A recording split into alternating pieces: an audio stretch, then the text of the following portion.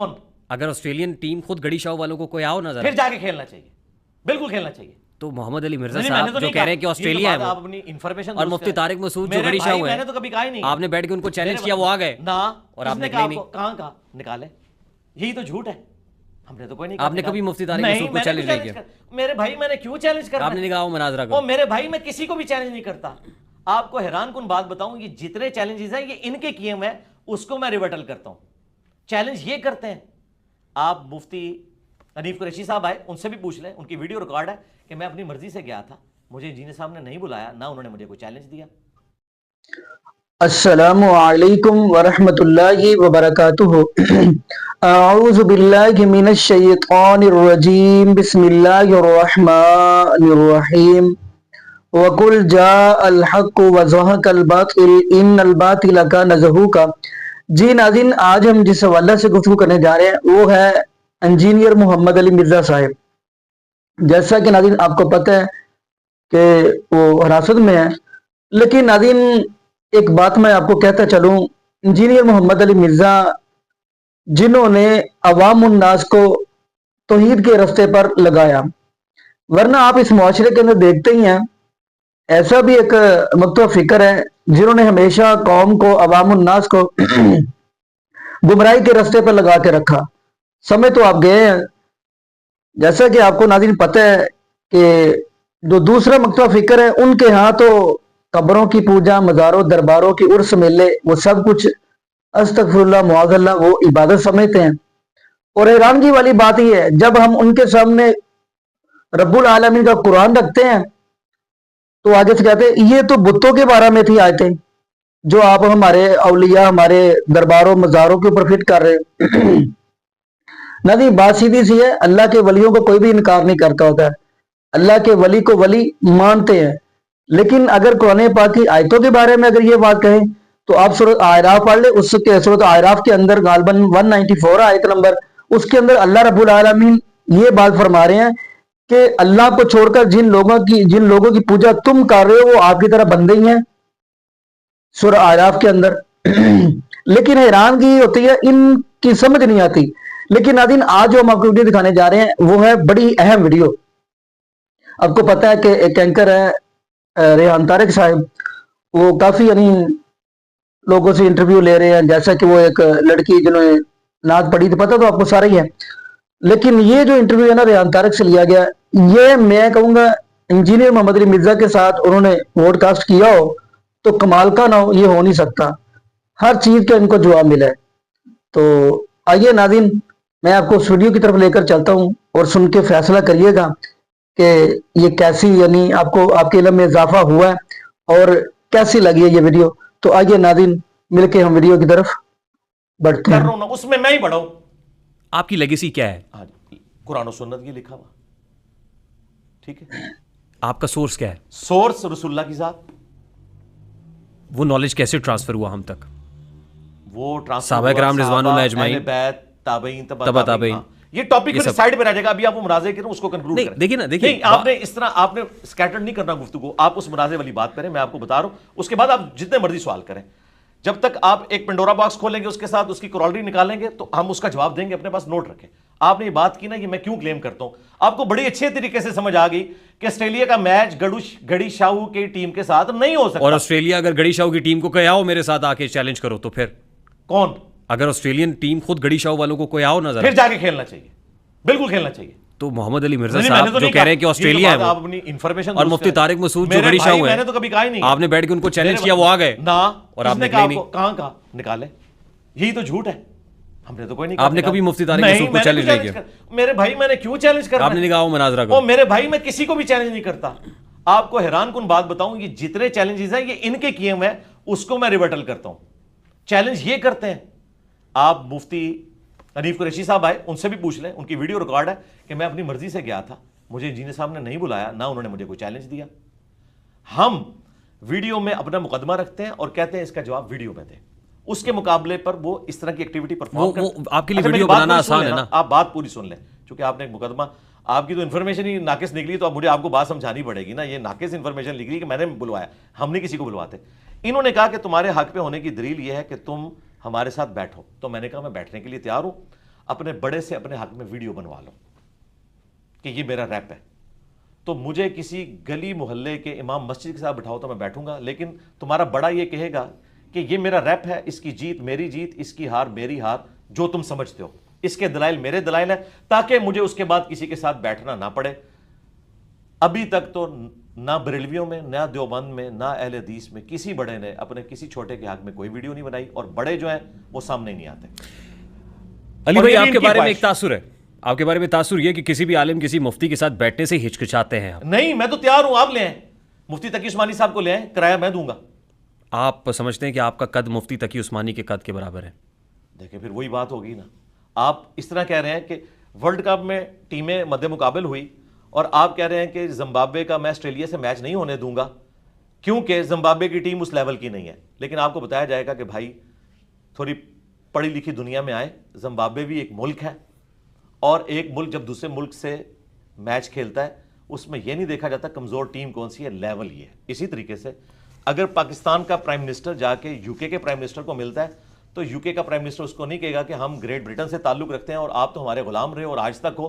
یہ لیول برابر ہی شمار کیا جاتا ہے دنیا میں مد مقابل آنے کے لیے۔ یہ خود پسندی ہے، خود ستائش ہے، آپ کو جو اسٹیبلش یہ self obsessed ہیں آپ۔ بھائی اگر میں ایک اینکر کو یہ بات نہیں سمجھا سک رہا کہ زمبابوے کا میچ آسٹریلیا کے ساتھ کیوں ہوتا ہے تو میرا خیال ہے ہمیں تو بات کرنے کی ضرورت نہیں ہے، میں تو کامن سینس پہ بات کر رہا ہوں۔ آسٹریلیا بڑی ٹیم ہے نا، یعنی آپ اپنے آپ کو سپیریئر کہہ رہے ہیں۔ میں کہتا ہوں جی وہ آسٹریلیا بن جائے، مجھے زمبابوے کہہ لیں، میں تیار ہوں۔ نہیں، مفتی طارق مسعود کے کانٹیکس میں ان کو گڑی شاہو کہا، اپنے آپ کو آسٹریلیا کہا۔ میرے بھائی میں سولوشن اینڈ پہ آ جاتا ہوں، آپ ہمیں زمبابوے کہہ لیں، لیکن اگر آپ یہ کہیں گے کہ زمبابوے کی ٹیم کا گڑی شاہو کے ساتھ ہوگا تو ہوگا پاکستانی ٹیم کے ساتھ، گڑی شاہو کی ٹیم کے ساتھ پھر بھی نہیں ہوگا۔ علی بھائی نالج اور انفارمیشن میں کیا فرق ہے؟ اچھا یہ آپ کو سمجھ آ گئی، میری مقدمہ سمجھ آ گیا جو میں بتانا چاہ رہا ہوں؟ یہ اسی کی کنٹینیوٹی ہے جو میں سوال آپ سے کر رہا ہوں۔ پہلے آپ کو یہ مقدمہ سمجھ آ گیا، اسی سلسلے کی کڑی ہے جو سوال میں نے آپ سے کیا۔ آپ کو یہ مقدمہ سمجھ آ گیا کہ ایک ملک کی ٹیم کا دوسرے کے ساتھ جب مقابلہ ہوتا ہے تو برابری دیکھی جاتی ہے، ٹیم کے ساتھ نہیں ہوتا بلکہ ملکوں کے لیول پہ اسے برابر دیکھا جاتا ہے، چاہے دوسری زیرو ٹیم ہو لیکن لیول یہ ہوتا ہے۔ ٹھیک، آپ کا لیول بڑا ہے۔ نہیں میرا لیول نہیں یار، پھر آپ اس کو غلط رنگ آپ ایک قداور شخصیت ہے۔ اور سرکار میں یہ بات کر رہا ہوں کہ وہ اپنے فرقے میں بڑے ہیں اور ہمیں یہ کلیم کرتے ہیں کہ ہم نے پینل میں ایک نئی تھاٹ لانچ کی ہے تو اس کا کسٹوڈین تو میں ہوں نا۔ تو پھر جب میں اس کا کسٹوڈین ہوں رسول اللہ کی دعوت کا صلی اللہ علیہ وآلہ وسلم، اور ان کی خواہش ہے کہ مجھ سے بات کرنا چاہتے ہیں، جب بات کی باری آتی ہے تو اپنا بچہ بھیج دیتے ہیں، نہیں ایسے نہیں ہوگا۔ آپ کے تو 5 لاکھ بچے صرف مولانا فضل الرحمان کے ہاتھ پہ بیت ہے، مجھے عمر نو بھی مل جائے تو ایک بچے کو میں گراؤں گا، وہ کہے گا یہ تو بچہ ہے ہی کچھ نہیں تھا، دوسرے سے بات کریں، تو ہم ڈائریکٹ فائنل کھیلتے ہیں نا بھائی۔ اپنے بڑے کو لانچ کرو، اور اگر بڑے کو لانچ نہیں کر رہے تو اس کا مطلب یہ ہے کہ تمہارے بڑے یہ سمجھتے ہیں، اور یہ بھی ان کی خواہش پہ۔ میں نے آپ کو کلیریفائی کر دیا، میں نے آج تک کبھی کسی کو مناظرے کا نہ چیلنج دیا نہ مستقبل میں دینے کا ارادہ رکھتا ہوں۔ جب یہ کہتے تھے تمہارے حق پہ ہونے کی دلیل یہ کہ ہمارے علماء کے سامنے بیٹھو، تو میں نے کہا کہ پھر لیول یہ ہوگا، اپنے بڑے کو لانچ کرو، مجھے زمبابوے سمجھ لو، اپنے بڑے کو آسٹریلیا سمجھ لو، میں بات کرنے کے لیے تیار ہوں۔ سر نالج اور انفارمیشن میں کیا فرق ہے؟ انفارمیشن آپ کو دنیا میں مختلف ٹاپکس کے اوپر ہو سکتی ہے اور اس میں آپ انفارمیشن کسی کی غلط بھی ثابت کر سکتے ہیں کہ آپ تک بات اس طریقے سے پہنچی ہے۔ نالج بھی بعض اوقات غلط ہو سکتا ہے لیکن دلائل کی بنیاد کے اوپر ہونا چاہیے، صرف سنی سنائی انفارمیشن پہ نہ ہو، آپ بکش اس انفارمیشن کو جسٹیفائی کریں تو پھر ہم اسے نالج کہیں گے، وہ بکش ہونا چاہیے۔ جو کچھ آپ کے پاس ہے یہ نالج ہے یا انفارمیشن ہے؟ نالج ہے، بکش ہے، ہم تو ہر چیز کوٹ کرتے ہیں۔ آپ جن علماء کو اس سمجھ نہیں دین کا کام کر رہے ہیں، مجھے پلانٹ ارتھ پہ ایک بندہ پروڈیوس کریں۔ آپ میرے سوال پہ جذباتی ہو جاتے ہیں۔ نہیں یہ میرا سٹائل ہے، اس کو آپ نہیں سمجھنا۔ ہاں یہ اسی طریقے سے ہے کہ میں بات کرتے ہوں آپ کی داڑھی نہیں ہے، میں کبھی نہیں کہوں گا آپ امامت کریں گے میں آپ کے پیچھے پڑھوں گا، کیونکہ علمی ڈسکشن ہو رہی ہے نا، اس میں یہ سٹائل ہے، اسی طریقے سے بات ہوتی ہے۔ اس پلانٹ ارتھ پہ کوئی ایک بندہ پروڈیوس کرے جو دین کا کام کر رہا ہو اور وہ آیت بولے اور آیت لکھی ہوئی آئے، حدیث بیان کرے، حدیث کا نمبر دے، کوئی بندہ ہمارے دنیا میں چھوڑے جانے سے پہلے آپ پن پوائنٹ کریں کہ یہ وہ بندہ ہے جو پوری دنیا میں قرآن و سنت کی دعوت کو عام کر رہا ہے اور اس طریقے سے ریفرنسز کوٹ کر رہا ہے۔ ایک مثال چھوٹی سی اگر آپ دے سکتے ہیں تو ڈاکٹر ذاکر نائک کی ہے، اور وہ بھی کمپیریٹیو ریلیجن میں، جو کہ ایسا ٹاپک ہے جس میں آپ کو مسلمانوں کی دشمنی مول لینا ہی نہیں پڑتی، آپ کے ساتھ سارے مل جائیں گے۔ مسئلہ ہے مسلمانوں کے درمیان اختلاف، تو ہم آیت حدیث کوٹ کرتے ہیں، ہم یہ سمجھتے ہیں ہم کسٹوڈین ہیں قرآن و سنت کے، یہ لوگ اپنے بزرگوں کی تعلیمات کے کسٹوڈین۔ آپ انفارمڈ ہیں نا، آپ کے پاس انفارمیشن ہے؟ جی انفارمیشن بھی ہے، نالج بھی ہے۔ backed by these books. Bookish knowledge ہے. ہم بکش مسلمان ہیں. یہ میں نے جو ایک رجز کہا کہ نہ میں وہابی نہ میں بابی، میں ہوں مسلم علمی کتابی. اس سے مراد یہ ہے کہ ہم علم اور کتاب کی بنیاد پہ بکش نالج میں بات کرتے ہیں. ہم یہ نہیں کہتے کہ بزرگ فرما گئے ہیں، حضرات فرما گئے. میں آپ کو چھوٹی سی مثال دیتا ہوں. سورہ لقمان میں لکھا ہوا ہے کہ دودھ چھڑانے کی عمر 2 سال ہے. فقہ حنفی میں دودھ چھڑانے کی عمر 2.5 سال ہے. شبیر احمد عثمانی صاحب نے قرآن حکیم کی تفسیر لکھی ہے حاشیے میں. محمود الحسن دیوبندی صاحب پاکستان بننے سے پہلے ان کا ترجمہ تھا، اس پہ حاشیہ لکھا ہے. شبیر احمد عثمانی صاحب وہ ہیں جنہوں نے محمد علی جناح بانی پاکستان کا جنازہ پڑھایا ہوا ہے. انہی کی نسبت سے تقی عثمانی صاحب کا نام عثمانی ساتھ جوڑا گیا. ٹھیک، اتنی بڑی وہ پرسنالٹی ہیں. انہوں نے سورہ لقمان کی تفسیر میں لکھا کہ قرآن میں تو لکھا ہے کہ 2 سال ہے، لیکن امام حنیفہ اور حنفیوں کے نزدیک یہ عمر 2.5 سال ہے. ہو سکتا ہے امام حنیفہ کے پاس بھی کوئی دلیل ہو. قرآن میں لکھا ہوا ہے 2 سال، قرآن سے اوپر تو کوئی دنیا کی کتاب نہیں. یہ کتابیں کو قرآن سے اوپر تو نہیں ہے، اس کے باوجود اس میں تو نہیں لکھا ہوا. بخاری مسلم میں بھی 2 سال لکھا ہے. میں آپ کو بتا رہا ہوں یہ فرقہ واریت کیا ہوتی ہے. چونکہ ان کے پرانے بابوں نے فقہ حنفی میں لکھ دیا کہ ہمارے نزدیک 2.5 سال عمر ہے. قرآن حکیم میں سورۃ البقرہ میں سورہ لقمان میں واضح آیا. سورہ لقمان کی شرح میں انہوں نے لکھا کہ یہ ہم مانتے ہیں کہ قرآن میں 2 سال کا لکھا ہے کہ بچے کو دودھ چھڑا دینا چاہیے، لیکن فقہ حنفی میں 2.5 سال کہتے ہیں. ہو سکتا ہے ان کے پاس بھی کوئی دلیل ہو. تو ہم نے کہا تھا کہ ان کے پاس کوئی الگ سے قرآن تھا، ہمارے پاس قرآن موجود ہے. ہمیں بتائیں قرآن کی کس آیت میں لکھا ہوا ہے کہ 2.5 سال کی عمر میں جا کے آپ کو دودھ چھڑانا چاہیے. وہ کہتے ہیں ہے تو نہیں ہے، لیکن ہم ان کو کیسے غلط کہیں. یہ ہے جو میں نے آپ کو کہا تھا نا، میرے نبی سا ہے ہی کوئی نہیں، میرے قرآن سا ہے ہی کوئی نہیں، تیرے بزرگوں کے فتوے شاہی کوئی نہیں. یہ ہے. میں نے آپ کو محمد علی مرزا موٹی سی مثال دی. نماز کیسے پڑھنی ہے یہ قرآن میں لکھا ہوا ہے. قرآن پاک میں نماز کی فرضیت ذکر ہوئی ہے. نماز پڑھنے کا طریقہ بھی ہماری کتابوں میں لکھا ہوا ہے، بخاری مسلم میں. جی لکھا ہے ہماری کتابوں میں. یہیں سے لیا نا آپ نے. جی جی تو بخاری مسلم کو تو ہم ان کے کسٹوڈین ہیں نا. یہ غدار ہوئے میں نا. مسئلہ ہمارا ان سے جھگڑے ہی ہے کہ ہم آپ کیوں جھگڑتے ہیں. آپ کیوں جھگڑتے ہیں، جھگڑا کیوں کرتے ہیں آپ. جھگڑا اس لیے کرتے ہیں کہ انہوں نے اللہ رسول کے نام کے اوپر غداری کی ہے دین کے ساتھ. ڈیڑھ اینٹ کی مسجد کیوں بنائی ہوئی ہے؟ نہیں ہم نے تو بنائی نہیں. ہم تو نماز کے پیچھے پڑھتے ہیں، چندے ان کو دیتے ہیں. اللہ سے مسجد نہیں بنائی. 1.5 اینٹ کی مسجد تو انہوں نے بنائی ہوئی ہے. ایک دوسرے کے پیچھے نمازیں نہیں پڑھتے. تاثر کیا آپ کے بارے میں؟ نہیں تاثر کیا آپ بتائیں. دنیا میں کام میں بتا رہا ہوں کہ آپ کے بارے میں تاثر نہیں ہے. میں بتا رہا ہوں آپ کو. تاثر کوئی اگر کسی 2-4 بندوں کے دماغ میں ہے، ادروائز تو اس طرح نہیں. ہمارے اسٹوڈنٹس کو پتہ ہے اللہ کے فضل سے ہماری کوئی مسجد نہیں ہے. یہ جگہ بھی کرائے پہ ہے. ہم نماز مسجدوں میں پڑھتے ہیں. آپ کے اسٹوڈنٹس بیٹھے ہوئے ہیں یہاں پہ، میری ملاقات بھی ہوئی آج بہت سو سے. وہ آپ کو فالو کرتے ہیں؟ نہیں مجھے نہیں فالو کرتے. آپ کے ایک بندہ کہتے مجھے فالو کرتے ہیں. ہم واحد ہیں جو آپ کہیں گے وہ تو وہی کہیں گے. نہیں ہم ہمارے کہنے پہ مانتے ہی نہیں ہیں. وہ کہتے ہیں دکھائیں قرآن و حدیث میں کہاں لکھا. بیٹھے ہوئے ہیں آپ کے، نہیں مانتے. آج آپ کی ایک اچھی فالوئنگ بات کر رہے ہیں. کروڑوں میں اسٹوڈنٹس ہیں. آپ کسی ایک اسٹوڈنٹ کو اٹھا لیں لاہور میں بھی ہزاروں کی تعداد میں اور پوچھیں کہ آپ انجینئر کے فالوور ہیں یا رسول اللہ کے فالوور ہیں، وہ کہیں گے ہم رسول اللہ کے فالوور ہیں. انجینئر ہمیں قرآن و سنت کی بات بتاتا ہے. دیکھیے جو 4 اماموں کے فالوورز ہیں تو امام بھی الٹیمیٹلی رسول صلی اللہ علیہ وآلہ وسلم کو فالو کرتے ہیں نا، قرآن و سنت کو ہی فالو کرتے ہیں. بالکل اس طرح عیسیٰ علیہ السلام نے بھی تو محمد علی مرزا صاحب نے پیرلل اپنی ایک الگ فالوئنگ کھڑی کی ہوئی ہے. عیسیٰ ابن مریم نے توحید سکھائی تھی، کرسچینٹی نے اس کو بگاڑ دیا. اب انہیں بتائیں کرسچینٹی کو میں حضرت عیسیٰ کی نسبت کی وجہ سے مان لوں؟ میں تو جیسس کرائسٹ کو مانتا ہوں، کرسچینٹی کو نہیں مانتا، کیونکہ انہوں نے دین کے اندر بگاڑ پیدا کر دیا، شرک داخل کر دیا. ہم اماموں کو مانتے ہیں لیکن اماموں کے نام کے اوپر 4 مسلوں کو نہیں مانتے. اچھا آپ 4 مسلوں کو ویسے مانتے ہیں؟ اماموں کے نام کے اوپر جو انہوں نے 400 سال تک ڈالے، امت کی جمعیت کو توڑا. کیا یہ ایک مسلمان کو زیب دیتا تھا کہ پیرلل میں ایک وقت میں 4 نمازیں کرائے ایک مسجد کے اندر، حرم کعبہ کے اندر جو ہماری یونٹی کی علامت تھی؟ کیا یہ مسلمان کو زیب دیتا تھا؟ تو اب مجھے بتائیں ان 400 سال میں جتنے بزرگ گزرے ہیں وہ آپ کے نزدیک بزرگ ہوں گے؟ میں تو سمجھتا ہوں ان میں کامن سینس بھی نہیں تھا، ورنہ امت کی جمعیت کو نہ توڑتے. اللہ تعالیٰ ہمیں قیامت والے دن کبھی بھی ان کا ساتھ نصیب نہ کرے جنہوں نے رسول اللہ کے دین کے. ایون دین ہمارا قرآن انٹیکٹ ہے، حدیث انٹیکٹ ہے، ہمارا اسلام انٹیکٹ ہے، اس لیے کہ اللہ تعالیٰ نے اس کی حفاظت کا ذمہ لیا ہے. کس کے ذریعے؟ امت کے ذریعے. قرآن پاک کی حفاظت کا ذمہ جو لیا وہ سورس کون تھا؟ جی امت کے ذریعے. اسی امت میں سے علماء تھے نا سر، وہی کسٹوڈین تھے نا. جی وہی ہے نا. تو مانتا ہے نا، کون نہیں مانتا؟ تو پھر آپ کیوں کہہ رہے ہیں؟ نہیں ان کو تو کہہ نہیں رہے. کس کو کہہ رہے ہیں پھر؟ ہم ان کو کہہ رہے ہیں جنہوں نے دین میں تفرقہ ڈالا، ان کو کہہ رہے ہیں. کیا آپ نے ہماری پوری گفتگو میں امام حنیفہ، امام شافعی، امام احمد بن حنبل، امام مالک، امام بخاری، امام مسلم کے بارے میں سنا کہ ہم انہیں کرٹیسائز کر رہے ہیں؟ ان کو تو ہم اون کر رہے ہیں. ہم تو لوکل بندوں کی بات کر رہے ہیں جو ہندوؤں کی اولادیں ہیں، جن کے باوجداد ہندو تھے. دودھ خالص بھینس کے نیچے سے ملتا ہے یا گوالے سے ملتا ہے؟ اور اسلام کی بحث کہاں پہ ہے؟ Source of knowledge. آپ کو لوکل گڑی چاؤ برا لگتا ہے، آسٹریلیا اچھا لگتا ہے. میں ضمن بات کر رہا ہوں. پتہ کیا میں نے وہ بات کرنی ہے جو ایک عام آدمی کو بھی. دیکھیں آج ہماری بات دنیا کیوں سن رہی ہے؟ کیونکہ ایک انٹلیکچوئل کو بھی سمجھ آتی ہے، ایک ان پڑھ کو بھی، کہ ایک ہندوؤں کی اولاد ہے، ایک مکہ مدینے میں نسل در نسل صحابہ کی اولاد ہے جو کسٹوڈین ہے دین کے. ایک طرف گوالے دودھ لے کے آتے ہیں، ایک طرف بھینس کے نیچے سے دودھ ملتا ہے. تو کون سا خالص ہوگا؟ طائف کے بدو بھی تو مسلمان بن گئے نا سر.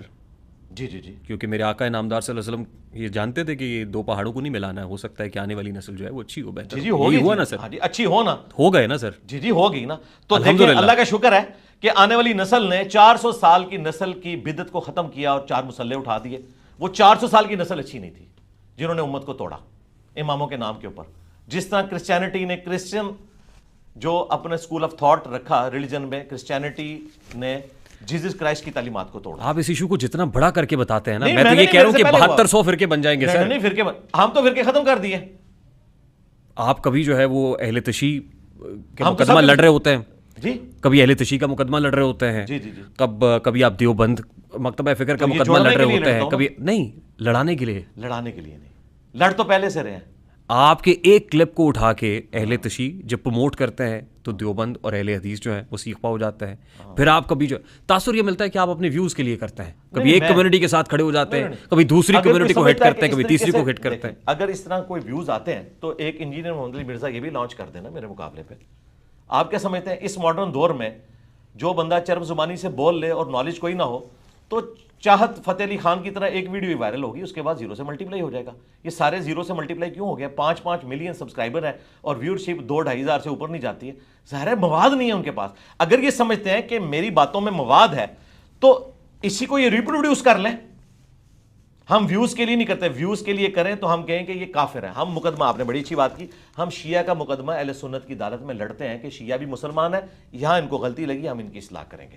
اگر ہم ان کو لڑوائیں نا پھر واقعی ہم مجرم ہیں. لڑ رہے تھے، ہم نے کہا کہ لڑائی معاف کرو، اللہ کا گھر صاف کرو، سب ایک دوسرے کے پیچھے نمازیں پڑھو. کتنے عرصے سے کر رہے ہیں آپ یہ؟ اللہ کا شکر ہو گیا، آلموسٹ 17 سال سے دعوت و تبلیغ کا کام کر رہا ہوں. کیا فرق پڑا؟ فرق آپ کے سامنے ہے، آپ یہاں بیٹھے ہوئے ہیں. یہ تھوڑا فرق ہے، آپ یہاں بیٹھے ہوئے ہیں. یہ تھوڑا فرق ہے کہ آج سیلیبریٹی کوئی فلمی ایکٹر نہیں ہے، اس کی بات نہیں لوگ ایک آدھ پوڈ کاسٹ سن لیں گے. اس ماڈرن دور میں ایک بندہ جو دین پہ بات کرتا ہے وہ سیلیبریٹی ہے. میرے پاس پچھلے 17 سالوں میں ہر اتوار کو 300 سے 400 لوگ نئے آتے ہیں ملاقات کرنے کے لیے. کئی مہینے تک وہ کرایہ جوڑتے رہتے ہیں کہ علی بھائی کو ملنا ہے، ہمارے استاد ہیں. دنیا میں کون انٹرنیشنل سپیکر ہے جو 17 سال سے مسلسل لوگوں سے مل رہا ہو اور لوگ اسے ملنے بھی جاتے ہوں اللہ کی رضا کی خاطر، اور وہ ان کو یہ کہتا ہو کہ جس مسجد میں نماز پڑھ رہے ہو ادھر ہی پڑھتے رہو، اسی امام مسجد کو تحفے دو، اسی کے پیچھے نمازیں پڑھو، اسی کو چندے دو. آپ نے گھر میں نماز نہیں پڑھنی، الگ سے کوئی مسجد نہیں بنانی.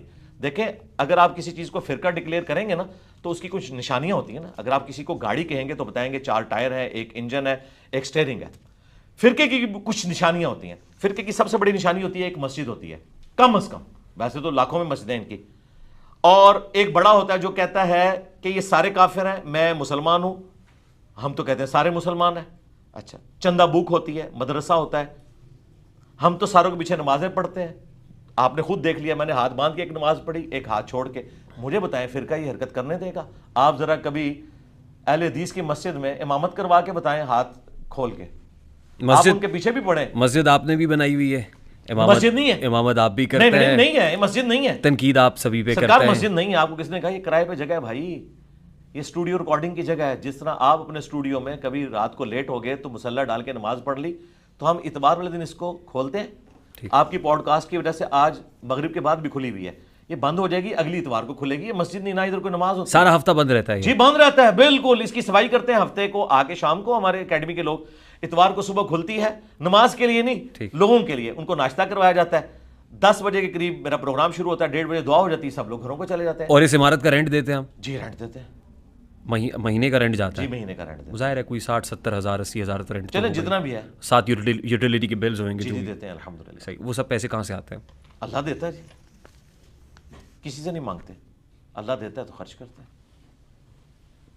یہ تو بڑا سیٹ جو کرپشن کر رہا ہوتا ہے اس میں بھی گھر کے باہر لکھا ہوا ہوتا ہے ھذا من فضل ربی. نہیں دیکھیں، نہ کسی سے لیتے ہیں نہ کسی سے مانگتے ہیں، اور کوئی دیتا ہے اس سے لیتے بھی نہیں. خود سے کر رہے ہیں, اللہ چلا رہا ہے. انجینئر صاحب آپ کا ذریعہ معاش کیا ہے؟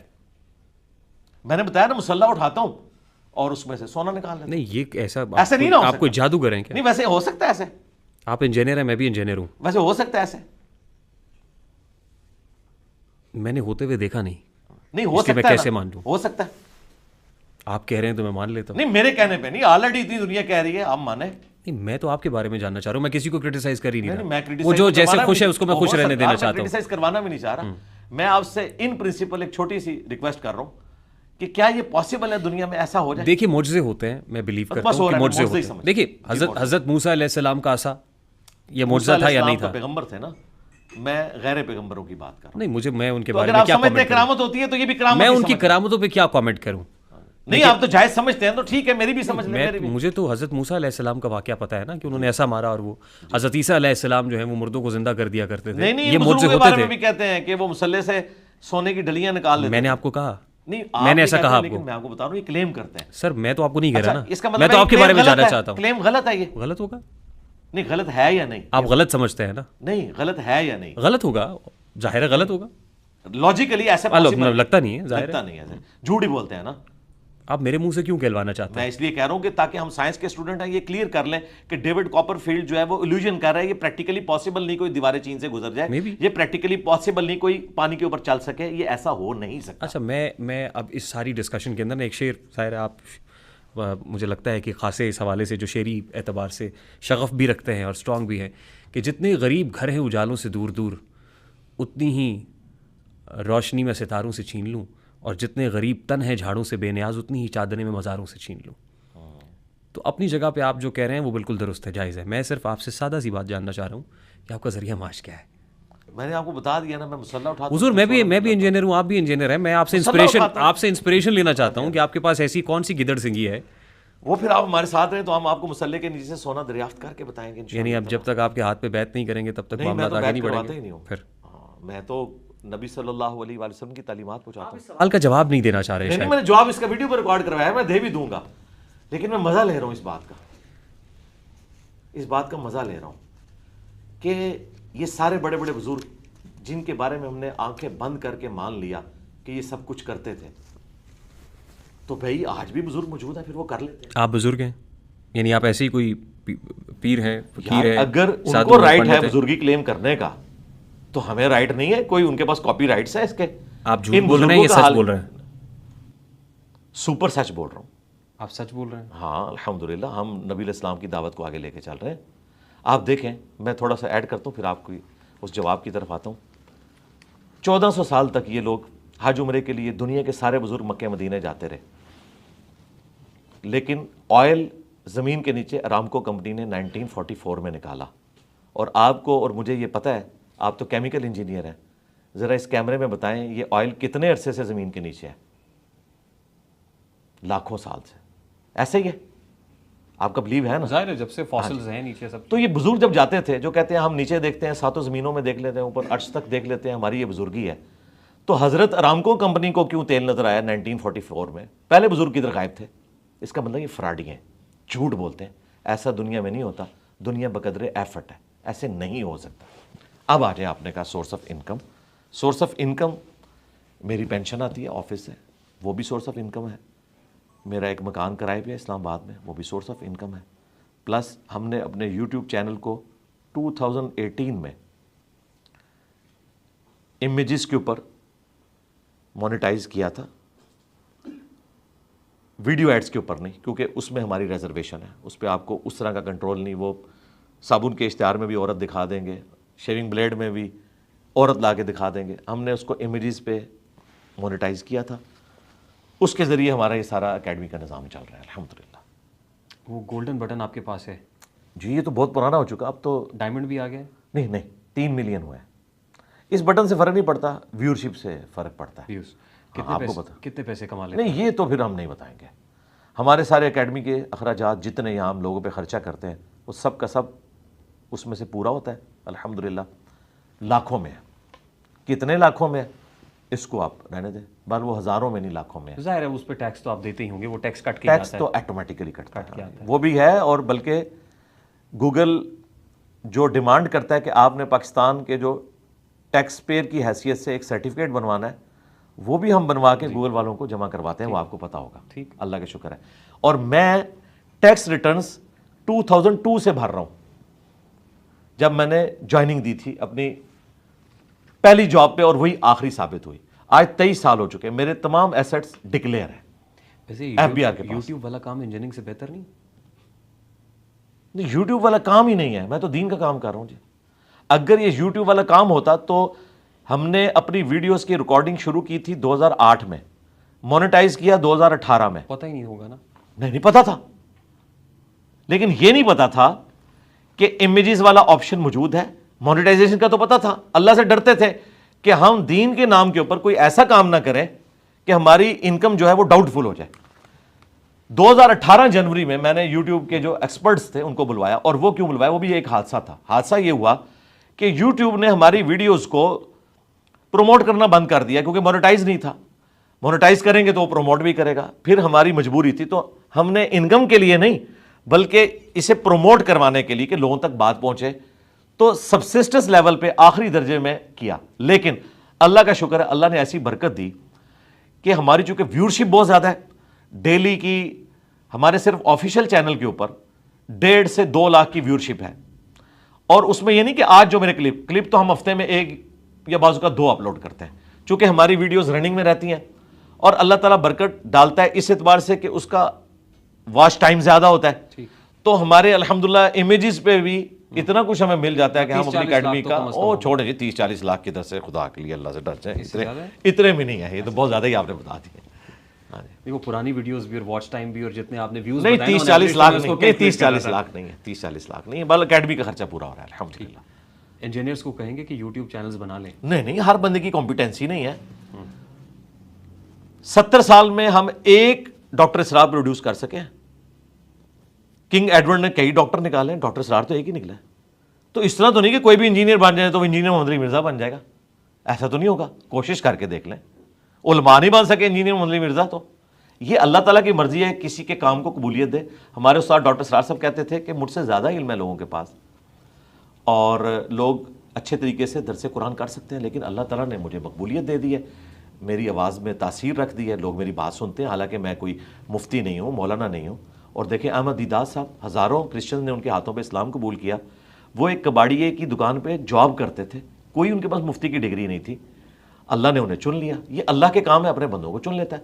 صحابہ کرام میں بھی اکثر جو ہے لکھنا پڑھنا بھی نہیں جانتے تھے، اللہ تعالیٰ نے ان کو دنیا کا امام بنایا. انہوں نے نبی اسلام کی باتوں کو کریم کیا اور ان کو اسی طریقے سے منوان آگے پہنچا دیا. آپ اپنے اس یوٹیوب چینل سے اور ویڈیوز کے پلیٹ فارم سے لوگوں کو بہت رگڑتے رگیدتے ہیں، الزامات کی بوچھاڑ بھی کرتے ہیں. نہیں ہمارے ایک دوست ہیں، بھائی ہیں، خاصے پریشان ہیں. کون؟ اور آج انہوں نے رسپانس بھی دیا ہے اس کے اوپر. وہ کون سے دوست ہیں جی آپ کے؟ ساحل ادیم صاحب. اچھا، کیا ہوا؟ کا لاس ویگس کا ذکر کیا، ان کی شادی بھی کرا دی آپ نے. نہیں میں نے تو نہیں میں نے کچھ بھی نہیں کروایا. میں نے کیوں کروانا ہے؟ آپ نے کہا کہ انہوں نے شادی کر رکھی لاس ویگس. میں نے کیوں کہنا ہے؟ لاس ویگس میں کس ویڈیو میں نے کیا دکھایا آپ؟ میں تو ان پہ کوئی بات ہی نہیں کرتا. میں نے کیوں بات کرنا؟ آج ہی انہوں نے اس کا جواب بھی دیا ہے. تو وہ جواب تو کسی سوال کا ہوتا ہے نا. تو میں نے تو کوئی ویڈیو ان پہ نہیں ریکارڈ کرائی ہے کہ انہوں نے دوسری شادی کی. ساحل ادیم صاحب آپ سے نہیں، ان کے کہنے سے کیا ہے، میری ویڈیو دکھائیں جس میں نے کہا انہوں نے دوسری یا تیسری شادی کی ہوئی ہے، جب میں نے کہا ہی نہیں ہے. اور کسی کی بات میرے متھے پہ کو مار کسی سے پیسے ویسے بھی لیے ہیں، یہ کہا آپ نے کہ پیسے؟ نہیں، میں نے کچھ بھی نہیں کہا ان کے بارے میں. میں نے کیوں کہنا ان کے بارے میں؟ کوئی ایسی بات نہیں کی ہے. آپ کو میرا خیال ہے غلط انفارمیشن کسی نے دی ہے. میں تو ساحل ادیم صاحب کے منہ سے ساحل ادیم صاحب کو چھوڑیں نا، بولوں گا تو میں. تو آپ اس کے اوپر تحقیق کریں کہ انہوں نے ایسی بات کیوں کی. انہوں نے کوئی شادی تو نہیں کی ہوئی؟ پتہ نہیں، مجھے کیا پتا، مجھے کسی کے فیملی میٹرز پتہ ہی نہیں ہے. ان کے کہنے سے کیا ہوتا ہے؟ میرے بارے میں تو لوگ بڑی باتیں کرتے ہیں. میرے بارے میں تو لوگوں نے ایسی ایسی باتیں کلیم کی جن کا مجھے پتہ ہی نہیں ہے. تو میں نے ان کے بارے میں کوئی کبھی آپ نے لاس ویگس کا ذکر نہیں کیا؟ چارج نہیں. میں نے کیوں کرنا ہے بھائی؟ چارج ان کے مد مقابل ایک یوٹیوبر ہیں شہزاد غیاث صاحب، انہوں نے کچھ ان کے حوالے سے ڈسکشن کی تھی. ان کی آپس میں کوئی ڈسکشن تھی جس میں انہوں نے کچھ فیکٹ سامنے رکھے تھے جن کے ساتھ میں بھی ایگری کرتا تھا، اس اعتبار سے کہ وہ مجھ سے متعلق تھے، جو انہوں نے کہیں ایک باتیں کی ہوئی تھی. تو ان کی ویڈیو کے نیچے میں نے جا کے کامنٹس کیے. ان کامنٹس کی تشریح انہوں نے یہ کی کہ جو یہ یوٹیوبر ہے انہوں نے جتنی باتیں کی ہیں گویا کہ انجینئر صاحب کر رہے ہیں. میں تو کئی لوگوں کی پوڈ کاسٹ کے نیچے کامنٹس کرتا ہوں, اس کا مطلب یہ نہیں ہوتا کہ 100% آپ اس کے ساتھ ایگری آپ اس کو انڈورس کر رہے ہیں. ہاں, غامدی صاحب کی میں ویڈیوز کے نیچے کامنٹس کرتا ہوں, لیکن میں ان کے کئی نظریات سے اختلاف کرتا ہوں. ہمارے استاد ہیں, اس کے باوجود اگر میں کسی ویڈیو میں ان کی تعریف کر دوں 55 منٹ کی ویڈیو میں, تو عین ممکن ہے کہ مجھے 40 منٹ کی ویڈیو میں جو پوائنٹس ملے ہیں میں ان کے ساتھ ایگری کرتا ہوں. تو اس کا مطلب انہوں نے یہ سمجھا کہ اب یہ یوٹیوبر جو الزامات میرے پہ لگائے گا یا ماضی میں لگا چکا, گویا انجینئر صاحب نے لگائے, یہ انہوں نے یوں کیا. یہ بھی میں نے آپ کا دل رکھنے کے لیے بتا دیا کہ انہیں غلط فہمی کہاں پہ ہوئی ہے. میں نے ان کے بارے میں کوئی بات نہیں کی, بلکہ ابھی تو پچھلے ویک لائیو پوڈ کاسٹ میں مجھ سے سوال ہوا سیشن کے اندر, ہمارے جو لائیو سیشن چلتے ہیں, تو میں نے کہا ہمارا تو ان سے کوئی اختلاف نہیں اس حوالے سے, الحمدللہ ہمارے بھائی ہیں, ہم انہیں ایک دینی پرسنالٹی سمجھتے ہیں, جہاں پر کوئی علمی اختلاف ہے وہ ہائی لائٹ کرتے ہیں, باقی پرسنالٹی کا کوئی اختلاف نہیں. ہم انہیں کوئی یہود و نصارہ کا ایجنٹ نہیں سمجھتے, ایک مسلح سمجھتے ہیں, علمی اختلاف ان سے رکھ سکتے ہیں. یہ قرآن و سنت کی بات آپ کرتے ہیں, مبلغ دین ہیں, انجینئر آپ بائی ڈگری ہیں, یہ سیاست میں کودنا ضروری ہوتا ہے یا سیاست میں آپ کی کوئی ایکسپرٹیز ہیں, یا آپ ایز این اینالسٹ آپ سمجھتے ہیں کہ سیاست پہ بھی کامنٹ کر سکتے ہیں؟ نہیں, بالکل نہیں کودتا سیاست میں, میں نے بھی کودنا ہے سیاست میں. آپ بغض عمران میں مبتلا ہے؟ نہیں, کوئی بغض عمران نہیں ہے, نہ بغض عمران ہے, نہ بغض نواز ہے, نہ بغض فوج ہے. الفت شہباز لگتی ہے کہیں نہ کہیں. نہیں, شہباز شریف صاحب سے میری کبھی ملاقات بھی نہیں ہوئی. کیوں ہوگی؟ 7-8 مہینے پہلے کی ایک ویڈیو آپ کی خاصی وائرل ہو رہی ہے ان دنوں کی وائرل ہوئی ہے, تو 8 مہینے پرانی ہے.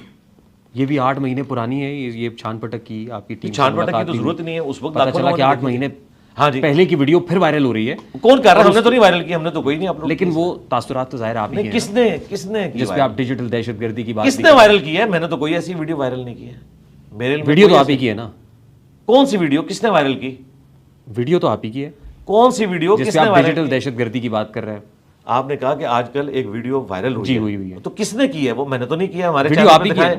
ویڈیو آپ ہی کی ہے. وہ میرے چینل میں بے شمار ویڈیو ہے. میں سوال آپ نے شاید سنا نہیں. میں کہہ رہا ہوں میں نے سوال ویڈیو وائرل سمجھ لیا. یہ نہیں کہا کہ ویڈیو آپ نے وائرل کی ہوئی ہے, میں یہ نہیں کہہ رہا ہوں. اچھا, کس نے کی ہے وائرل؟ جس نے بھی کی ہوگی. نہیں, آپ تو جرنلسٹ ہے نا, آپ کا تو رائٹ ہے نا کہ آپ بتائیں گے. دیکھیے, یہ تو ریاست بھی سورس ڈھونڈ رہی ہوتی ہے آج کل کے فیک نیوز کا پتہ چلے آئی کہاں سے ہے. نہیں, آپ کو پتہ ہے, دیکھیں وہ ویڈیو کہیں سے وائرل ہوئی ہے, اس کے اوپر لوگوں نے کامنٹس کیے ہیں, تو آپ کو تو پتا ہوگا کون کون لوگ بول رہے ہیں. ہاں بتائیں نا, مجھے پتا ہے کون کھل کے بتائیں نا. آفتاب اقبال صاحب نے اس کے اوپر بیک ٹو بیک 3 ویڈیوز کا ڈالی.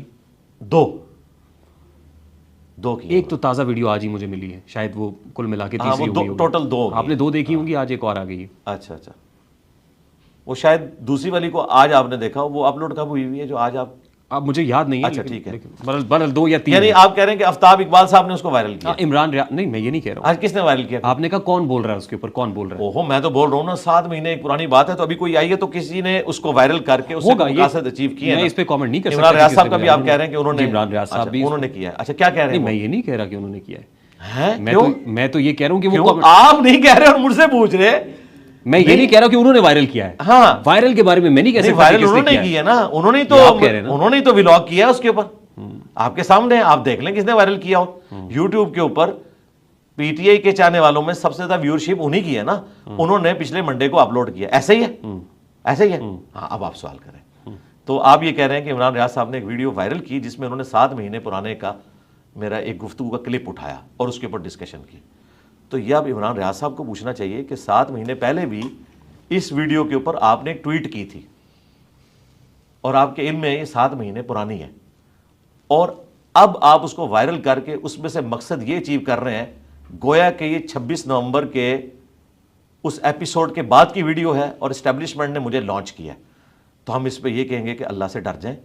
یہ جولائی 2024 کی ویڈیو ہے اور اس کا نومبر 26 کے ساتھ 2024 کے ساتھ کوئی تعلق نہیں ہے. تو میرا خیال ہے, میں نے ان سے رابطہ کیا ہے, اللہ کا شکر ہے کہ انہوں نے ایڈمٹ کیا اور اگلے ولاگ میں انہوں نے مانا کہ مجھے ساتھیوں نے بتایا یہ پرانی ویڈیو ہے. اور مجھے ساتھیوں نے یہ بھی بتایا کہ جو میں نے ان پہ الزام لگایا تھا نا کہ انہوں نے عدت کیس پہ بات نہیں کی, تو مجھے پتہ چلا کہ انہوں نے اس پہ بھی بات کی ہے. پھر آہستہ آہستہ ان کے ساتھیوں نے ان کو جب بتانا شروع کیا تو ایک ایک کر کے وہ سارے کے سارے ان کے دعوے غلط نکل آئے. اللہ کا شکر ہے. کچھ لوگ یہ کہتے ہیں کہ محمد علی مرزا اسٹیبلشمنٹ کا ٹاؤٹ ہے. کون لوگ کہتے ہیں؟ بتائیں نا. دیکھیں, جب مجھ سے پوچھ رہے ہیں تو آپ تو جرنلسٹ ہیں, اگر آپ عام آدمی ہوتے تو میں آپ پہ یہ بار بھی کیبورڈ واریئرز سوشل میڈیا کون کس کے مطلب نون لیگ والے کہتے ہیں یہ آپ کیسے مطلب میں نہیں میں پوچھ رہا ہوں نون لیگ والا کہہ رہا ہے آپ سے جو سوشل میڈیا یوز کر رہا ہے وہ نون لیگ کا بھی ہو سکتا ہے وہ پی ٹی آئی میں یہی پوچھ رہا ہوں نا نون لیگ والے کر رہے ہیں پی ٹی اے کے کر رہے ہیں جماعت اسلامی کے کر رہے ہیں دیکھیں ان دنوں اگر یہ کوئی کہے گا کہ محمد علی مرزا اسٹیبلشمنٹ کا ٹاؤٹ ہے تو کم از کم وہ نون لیگ سے نہیں ہو سکتا نہیں بتائیں نا آپ تو جرنلسٹ ہیں نا میں آپ سے سیکھ رہا ہوں میں آپ کی گفتگو بھی وہ بڑے کہے گا ذوق سے سنتا ہوں تو میں ایکسپیکٹ کر رہا ہوں کہ ایک عام آدمی نہیں ہے ایک جرنلسٹ میرے سامنے بیٹھا ہے تو مجھے بتائیں اسٹیبلشمنٹ کا ٹاؤٹ تو وہی کہے گا جو سب سے زیادہ زیر عتاب ہوگا اسٹیبلشمنٹ کون بتائیں نا اس طرح کیوں پہلیوں میں کیوں ڈائریکٹ بات کریں جو پولیٹیکل پارٹی زیر عتاب ہے ظاہر ہے وہ پولیٹیکل پارٹی کے ریپرزینٹیٹو کو یہاں بیٹھا نہیں ہوا تو میں کیوں نام لوں اس پولیٹیکل پارٹی کا آپ بھی جانتے ہیں نہیں تو پھر تو اگلی بات ہی نہیں ہوگی جب سوال ہی کامل نہیں ہوگا تو میں جواب کیسے دوں گا جب تک آپ سوال آپ میرا سوال بھی سمجھ رہے ہیں کہتے ہیں آپ میرے سوال کی جڑ کو بھی سمجھ رہے ہیں پایا جاتا ہے نہیں پتا کیا آپ سے میں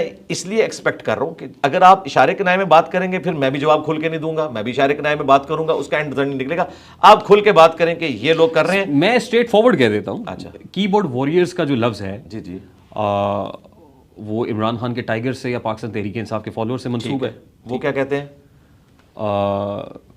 اب ظاہر ہے ایک پولیٹیکل پارٹی ہے اس وقت جو اسٹیبلشمنٹ کی زیر عتاب ہے اور اس کا نام پاکستان تحریک انصاف ہے ٹھیک ہے اور جو سوشل میڈیا ہینڈلرز ہیں وہ یہ کہتے ہیں کہ جو محمد علی مرزا ہیں وہ اسٹیبلشمنٹ کا ٹاؤٹ ہے ان کے پاس ثبوت کیا ہے اس بات کا جب ان کے پاس کوئی رپورٹ آ گئی ایسی ان کو کوئی اب تو نہیں آ پا رہے بلا کے کوئی نئی رپورٹیں دکھا دیں جس کی بنیاد پہ انہوں نے کلیم کر دیا کوئی ثبوت ہوگا نا دیکھیں دعویٰ ان کا ہے نا دلیل وہ دیں گے آپ مجھ سے پوچھیں تو میں اسے ڈینائی کروں گا کہ ایسی کوئی بات نہیں ہے اب اگر کسی کے پاس ثبوت ہے تو وہ لے کر آئے مجھے جھوٹا ثابت کرے بالکل ایسا نہیں ہے میں اپنی صفائی میں بہت کچھ کہہ سکتا ہوں اپنے ماضی سے لیکن میں اسے ضروری نہیں سمجھتا جب کسی کے پاس کوئی دلیل ہی نہیں ہے تو اس کا پھر آگے سے جواب دینے کا فائدہ نہیں ہے اللہ کا شکر ہے ہم نہ کبھی ماضی میں رہے نہ حال میں ہیں نہ مستقبل میں ہوں گے ہم ان پرنسپل یہ سمجھتے ہیں کہ پاکستان کی اسٹیبلشمنٹ کا کوئی کام نہیں ہے کہ وہ یہاں کی سیاست کو ڈیسائیڈ کرے اور لوگوں کو ہیرو بنائے اس کے بعد زیرو بنائے یہ ان کا کام ہی نہیں ہے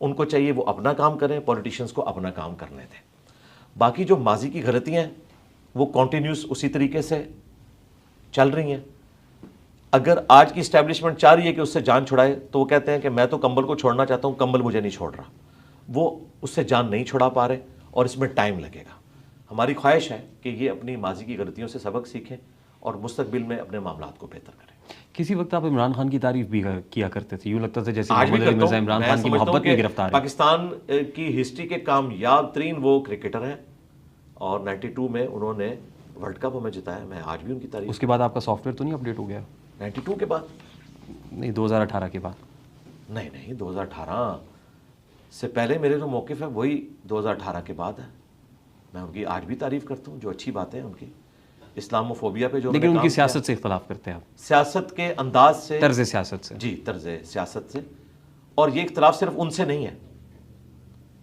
جن میں وہ خرابیاں پائی جاتی ہیں ان سب سے اختلاف ہے کہ آپ اسٹیبلشمنٹ کو خود دعوت دے کر سیاست میں نہ انوالو کیا کریں بعد میں جب وہ آپ کو نکالتی ہے تو آپ نظریاتی بن جاتے ہیں جب تک آپ حکومت میں ہوتے ہیں تو سیم پیج کا دعویٰ کرتے ہیں نکالے جاتے ہیں تو ووٹ کو عزت ہو والی بات شروع کر دیتے ہیں اور یہ میرا اختلاف صرف عمران خان صاحب سے نہیں ہے نواز شریف صاحب سے بھی ہے باقی لوگوں سے بھی میں اس کے اوپر آپ کو اپریشیٹ کرتا ہوں کہ آپ کی ٹیم نے مجھے کہا کہ یار کوئی سیاسی سوال نہ کیجیے گا محمد علی مرزا صاحب سے لیکن میں کر رہا ہوں اور آپ اس کا جواب بھی دے رہے ہیں thank you so much for that جزاک اللہ خیر جس وقت میری اور آپ کی گفتگو ہو رہی ہے قیام اللیل نماز تراویح بھی چل رہی ہوگی نماز آپ کی امامت میں پڑھی نماز عشاء ہم نے اس کے بعد تراویح میں بھی نہیں پڑھ سکا آپ بھی آپ عموماً تراویح پڑھتے ہیں جی روزانہ پڑھتا ہوں الحمدللہ تراویح پڑھتے ہیں آپ ہاں جی سنت ہے یہ ٹھیک فرض نہیں ہے اگر کوئی نہیں پڑھتا تو اس کا روزہ درست ہے اور وہ گناہگار بھی نہیں ہوگا لیکن پڑھ لے تو بہت اچھی بات کیونکہ ماہ مقدس ہے ماہ رمضان میں کچھ چیزیں ایسی ہیں جو میں اپنی کلیریفیکیشن کے لیے اور ظاہر ہے اس پوڈ کاسٹ سیاست ختم ہوگی آپ کی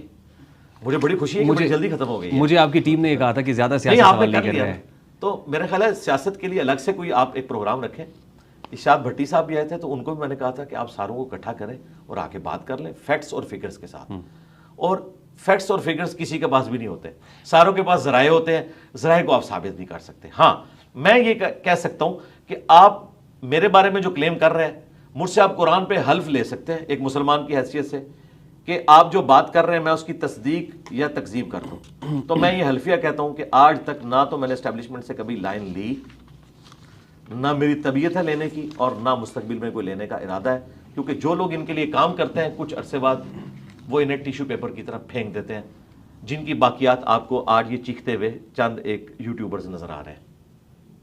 دیکھیے میرا ایک پرابلم ہے کہ میں ظاہر ہے پولیٹیکل شو کرتا ہوں منڈے ٹو فرائیڈے، تو آپ میرے سے کر لیں، بے شک الگ سے کر لیں، لیکن فیکٹس اور فگرز کے ساتھ. ان سب سے دلائل اکٹھے کریں. جو میرے بارے میں ولاگز بنا رہے ہیں نا، ان کو کہیں جی آپ ہمیں وہ کاغذ دیں جو آپ کو پارے بلا کے دکھائے گئے تھے، ہم انجینئر صاحب کو دکھاتے ہیں اور انشاءاللہ تعالیٰ انہیں ہم ایکسپوز کریں گے. ان کے پلے کوئی شے نہیں ہوگی. سب بیٹھ کے تخیلات یہ اسی طریقے سے ہے جو پچھلے آلموسٹ یہ 1.5 سال سے خان صاحب کو جیل سے باہر نکال رہے ہیں.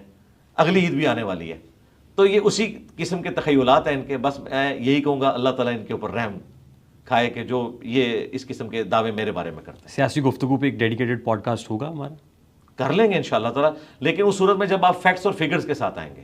اور ٹائم کیا مت ہے، کیا فیکٹس اور فگرز. میں یہی بات اگلی تھی میری. 2023 میں ہم نے وقت لینا شروع کیا تھا، مانگنا شروع کیا تھا. آج 2025 ہے. نہیں دے دیں گے آپ کو انشاءاللہ، لیکن فیکٹس اور فگرز لے کے آئیں.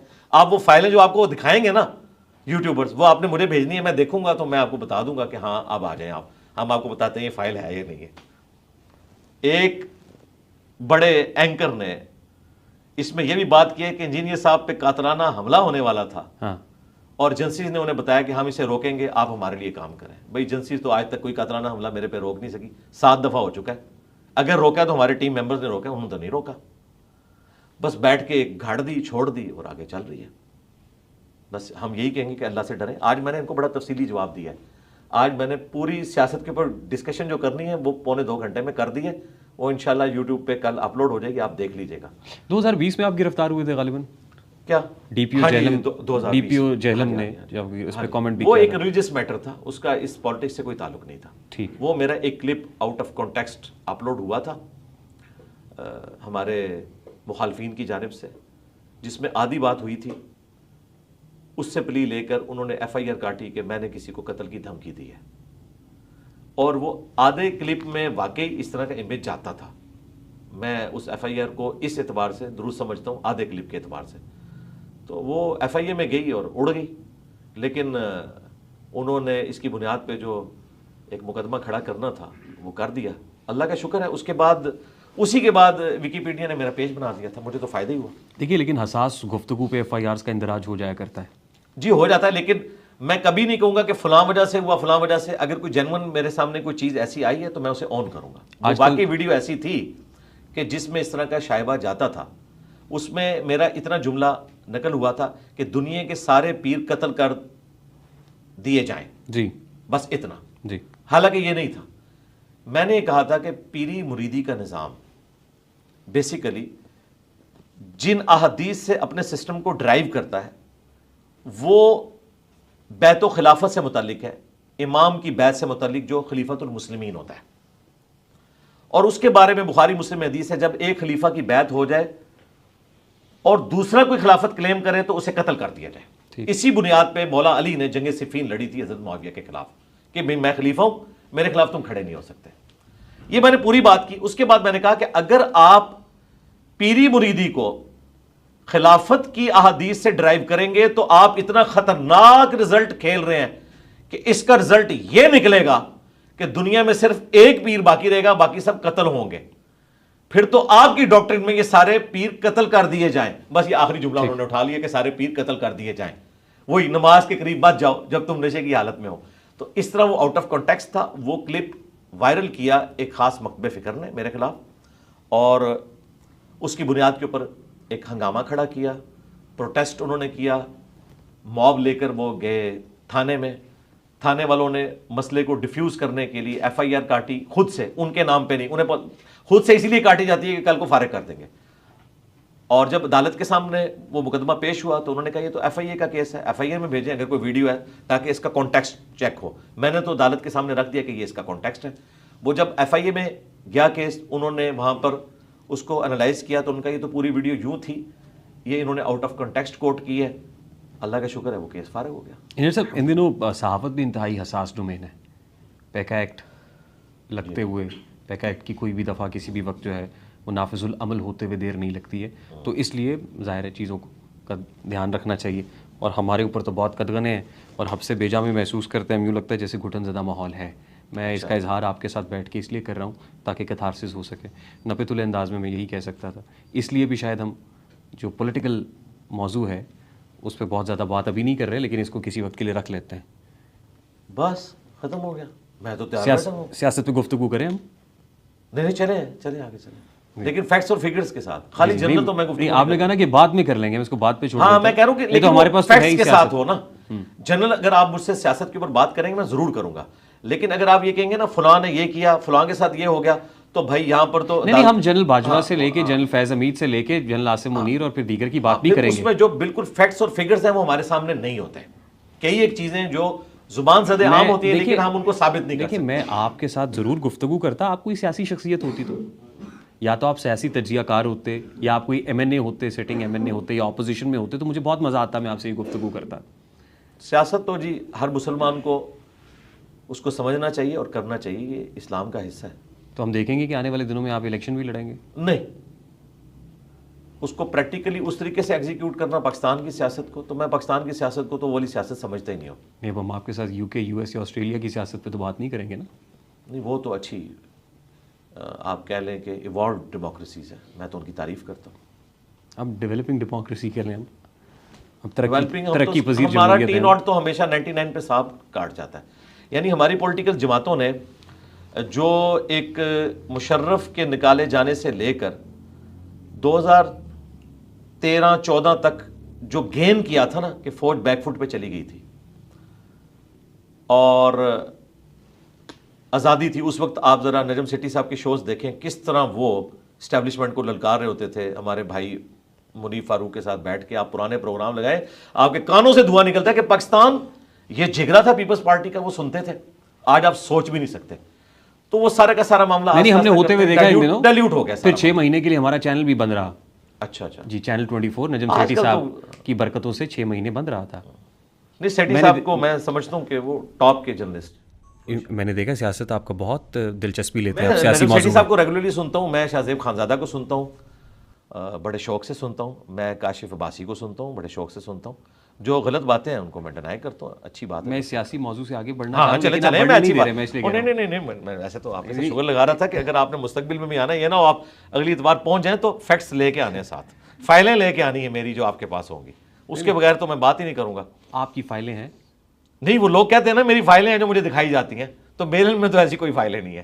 ہاں, مطلب آپ نے یا تو کوئی میری فائل ایک ہی ہے کہ یہ کسی کے کہنے میں نہیں ہے, یا آپ نے کسی پولیٹیکل پارٹی میں شمولیت اختیار کرنی ہو, ملک کی سیاست میں کوئی کردار ادا کرنے جا رہے ہوں. اللہ نہ, تو میں ضرور آپ سے بات میں صرف ان پولیٹیکل جماعتوں کے لیے دعا ہی کر سکتا ہوں کہ اللہ تعالیٰ انہیں اتفاق کے ساتھ رہنے کی توفیق دے, آمین. کو ایگزسٹ کریں. کوئی ارادہ نہیں آپ کا سیاست؟ نہیں, نیور, ناٹ ایٹ آل. اس کی وجہ ہے کہ میری لیگیسی جو ہے کتاب و سنت والی, یہ اتنا بڑا کام ہے کہ اس میں اس کو پولیوٹ نہیں کر سکتا اس طریقے سے. اچھا انجینئر صاحب, مجھے بتائیے کہ یہ روزے میں موسیقی سننے سے روزہ ٹوٹ جاتا ہے؟ روزہ ٹوٹے گا, ہمارے دوست اصل میں جاننا چاہ رہے ہیں. ہاں جی, کیونکہ رمضان ہے. روزہ نہیں ٹوٹے گا, فلم دیکھنے سے بھی نہیں ٹوٹے گا, لیکن جو روحانیت ہے روزے کی, جو بخاری میں حدیث ہے کہ اگر کسی کا روزہ اسے بے حیائی اور فحش کلامی سے نہیں روکتا تو اللہ تعالیٰ کو اس کے بھوکا پیاسا رہنے کی کوئی حاجت نہیں. یہ حدیث ہے صحیح بخاری میں. روزہ تو ادا ہو جائے گا, آپ اور کام کر لیں, کرکٹ میچ دیکھ لیں, آپ ڈاکومنٹریز کوئی دیکھ لیں, پولیٹیکل شوز دیکھ لیں, آپ قرآن حکیم کا ترجمہ دیکھ لیں, نیشنل جغرافک دیکھ لیں, ڈسکوری چینل دیکھ لیں, دھروو راٹھی کو دیکھ لیں, اتنی اس کی زبردست ویڈیوز ہوتی ہیں نالج کے پوائنٹ آف ویو سے. آپ یہ دیکھیں, اس سے آپ روزہ اپنا پاس کریں اور نماز کو ٹائم پہ پڑھیں. جی انجینئر صاحب, گانے اور موسیقی میں کیا فرق ہے؟ گانا تو اسلام میں جائز ہے اگر اس میں کوئی شرکی الفاظ نہ ہوں اور جھوٹ کی آمیزش نہ ہو. بخاری مسلم میں حدیث موجود ہے کہ نبی علیہ السلام نے خوشی کے موقع کے اوپر, شادی کے موقع کے اوپر گانے کی اجازت دی ہے. بلکہ ایک انصار کی شادی تھی تو سیدہ عائشہ سے فرمایا کہ تم نے گانے والی عورت کیوں نہیں بھیجی ساتھ, کہ خوشی کا موقع تھا وہ گانا گاتی, لیکن مرد و عورت کا اختلاط نہ ہو, مرد مردوں میں, عورتیں عورتوں میں. شادی بیاہ کے موقع کے اوپر یہ معاملہ کر سکتی ہیں. اب رہ گیا میوزک, اس میں اختلاف ہے کہ کس حد تک میوزک الاؤڈ ہے. بعض علماء کا موقف یہ ہے کہ دف تو الاؤ ہے. نبی علیہ السلام کو ویلکم کیا تھا انصار مدینہ میں, ان کے ننہال کے خاندان کے لوگوں نے دف بجا کر طلع البدر علینا. اور بعض لوگ کہتے ہیں نہیں, یہ دف تک نہیں ہے, باقی بھی انسٹرومنٹس استعمال کیے جا سکتے ہیں، لیکن یہ تعداد بہت تھوڑی ہے. میجورٹی کا یہی موقف ہے کہ دف کے علاوہ باقی جو انسٹرومنٹس ہیں ان کو آپ میوزک کے طور پر یوز نہ کریں. ان دنوں تو نعتیں بھی انسٹرومنٹس کے اوپر ہوتی ہیں. بس وہ جو علماء ہیں وہ تو ان نعتوں کو پروموٹ نہیں کرتے. دیکھیں مفتی منیب الرحمان صاحب آئے دن نعت خوانوں کے بارے میں اس لیے بول رہے ہوتے ہیں نا. پاکستان میں جو ٹاپ کے نعت خوان ہیں ان میں سے ایک اویس رضا قادری صاحب ہیں. انہوں نے بھی آج سے آلموسٹ کوئی 10-12 سال پہلے یہ میوزک کے ذریعے نعتوں کا سلسلہ شروع کیا تھا.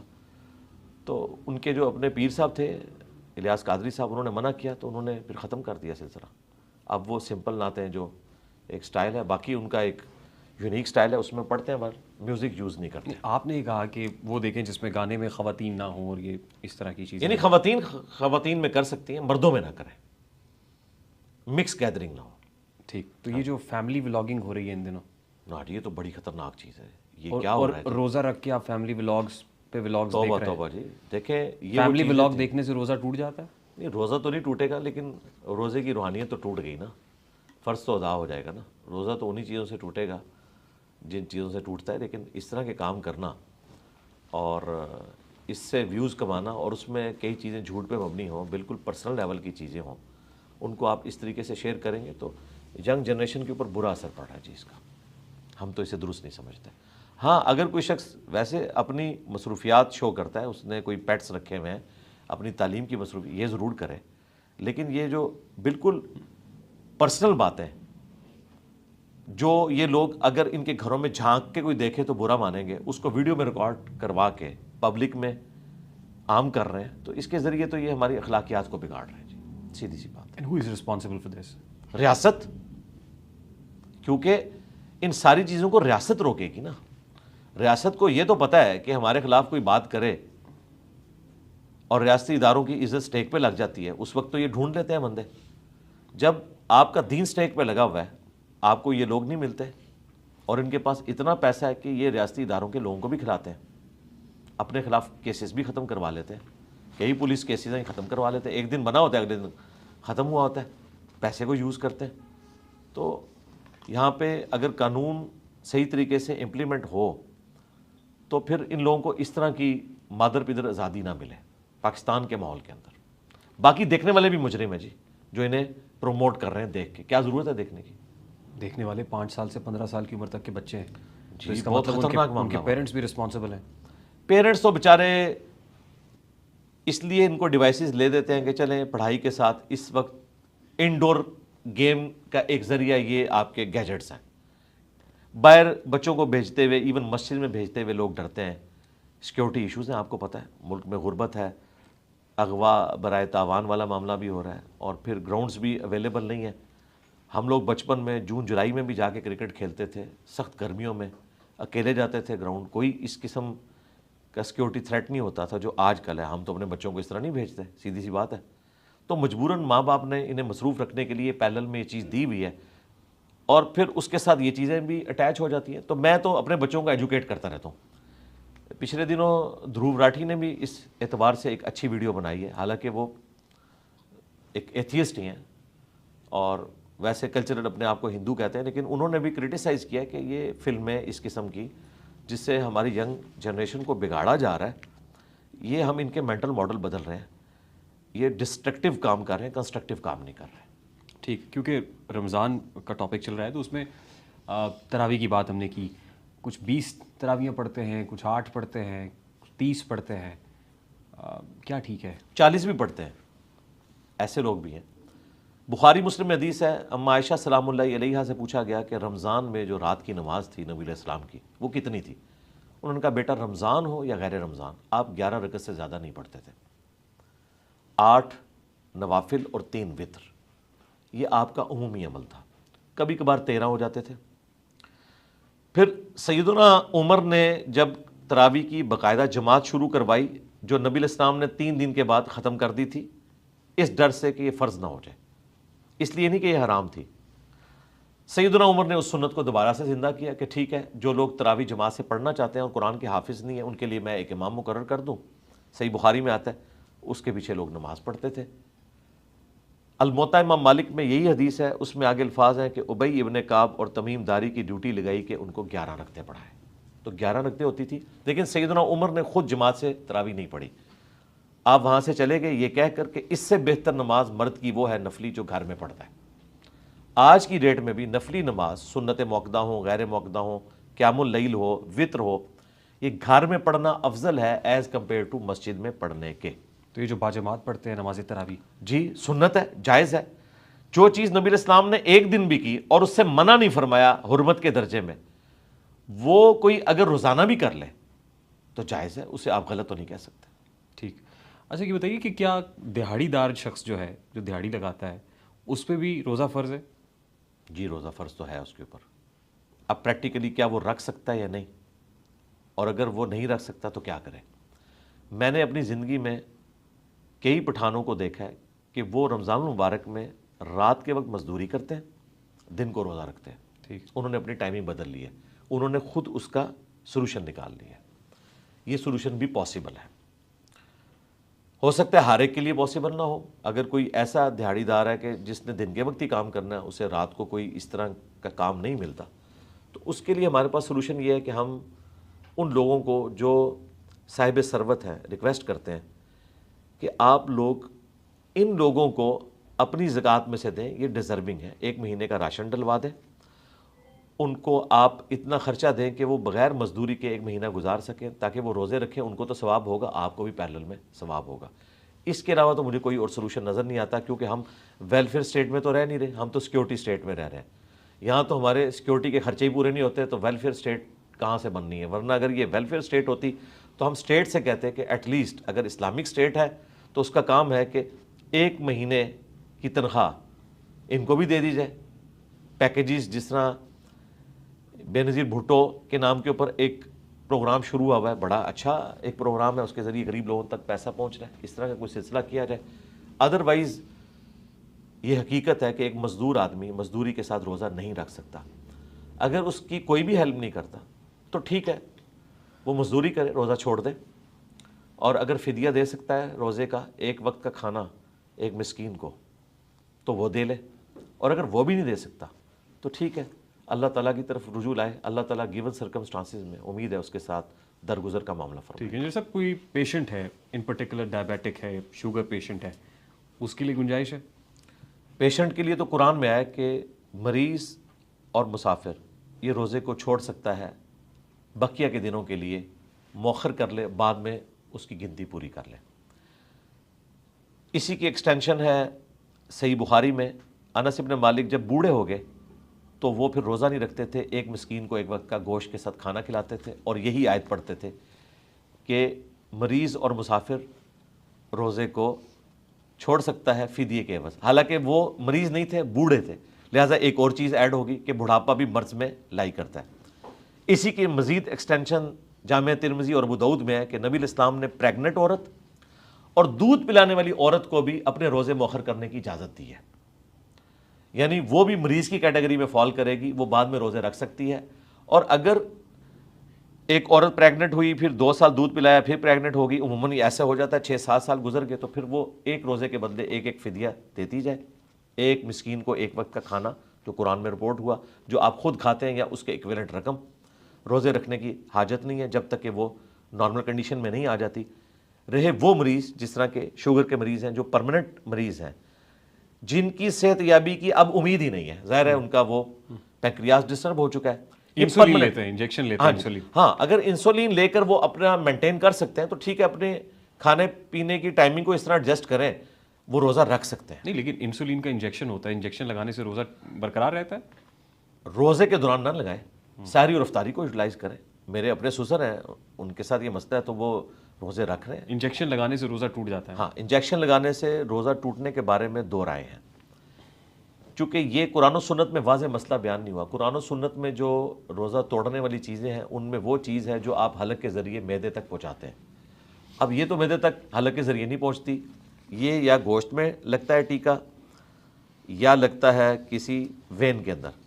انسولین کا تو گوشت میں ہی لگتا ہے اور وہ خود بخود ورکنگ کرنا شروع کر دیتا ہے۔ تو گوشت والا جو ٹیکا ہے نا، اس کے بارے میں تو میجارٹی علماء کا یہ کہنا ہے کہ اس سے روزہ نہیں ٹوٹے گا، وین والے سے ٹوٹ جائے گا۔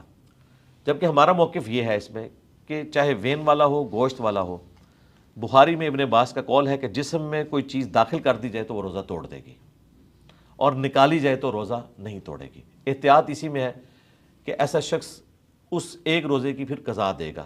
مریض کو اجازت ہے وہ روزہ توڑ بھی سکتا ہے، یا پھر اپنی ٹائمنگ کو اس طرح ایڈجسٹ کرے کہ وہ روزہ رکھ لے، اور اگر وہ اتنا پرماننٹ مریض ہے کہ اسے کچھ دیر بعد کچھ نہ کچھ انٹیک لینا پڑتا ہے تو وہ پرماننٹ مریض ہے، اسے روزہ رکھنے کی ضرورت ہی نہیں، اس کے روزے معاف ہیں، وہ اس کے بدلے فدیہ دے گا ایک وقت کا کھانا، اسے روزہ رکھنے کی ضرورت ہی نہیں جو پرماننٹ مریض ہے۔ ٹھیک، روزے کی حالت میں ہم نے فیملی ولاگنگ اور سوشل میڈیا کے استعمال پہ تو بات کر لی، یہ رمضان ٹرانسمیشنز چل رہی ہوتی ہیں، اور رمضان ٹرانسمیشنز کے اندر جو ہے وہ گیم شوز، اس کے اندر کچھ ایسے کمپٹیشنز جس میں میوزک بھی آ جاتا ہے، خواتین بھی ہوتی ہیں، مرد حضرات بھی ہوتے ہیں، مکسڈ قسم کے جو ہے وہ کمیونٹیز ہو، تو اس بارے میں کیا خیال ہے؟ اس سے بڑا جرم اس میں یہ ہو رہا ہے کہ کسی کی بھی لرننگ نہیں ہو رہی، آپ کو کہا جا رہا ہے تکا لگاؤ کہ اس باکس میں کیا ہے۔ تو جب یہ بات میں سنتا ہوں تو میں کہتا ہوں طارق عزیز رحمہ اللہ تعالیٰ تک اگر قبر میں یہ آواز پہنچ جائے تو ان کی روح بھی کانپ اٹھے گی کہ یہ کچھ ہو رہا ہے اس ملک میں۔ ایک وہ وقت تھا جب طارق عزیز شو لگتا تھا، بلکہ جب ہم چھوٹے تھے تو نیلام گھر، جس میں ہم سیکھتے تھے۔ میرا کافی سارا جنرل نالج میٹرک کی لائف تک اس کے ذریعے تھا۔ میٹرک میں جب کمپٹیشن ہوا میری پہلی پوزیشن آئی تھی جنرل نالج پہ، اور وہ سارا کریڈٹ ان کا تھا۔ اور آج ہمارے ٹی وی پہ کیا دکھایا جا رہا ہے؟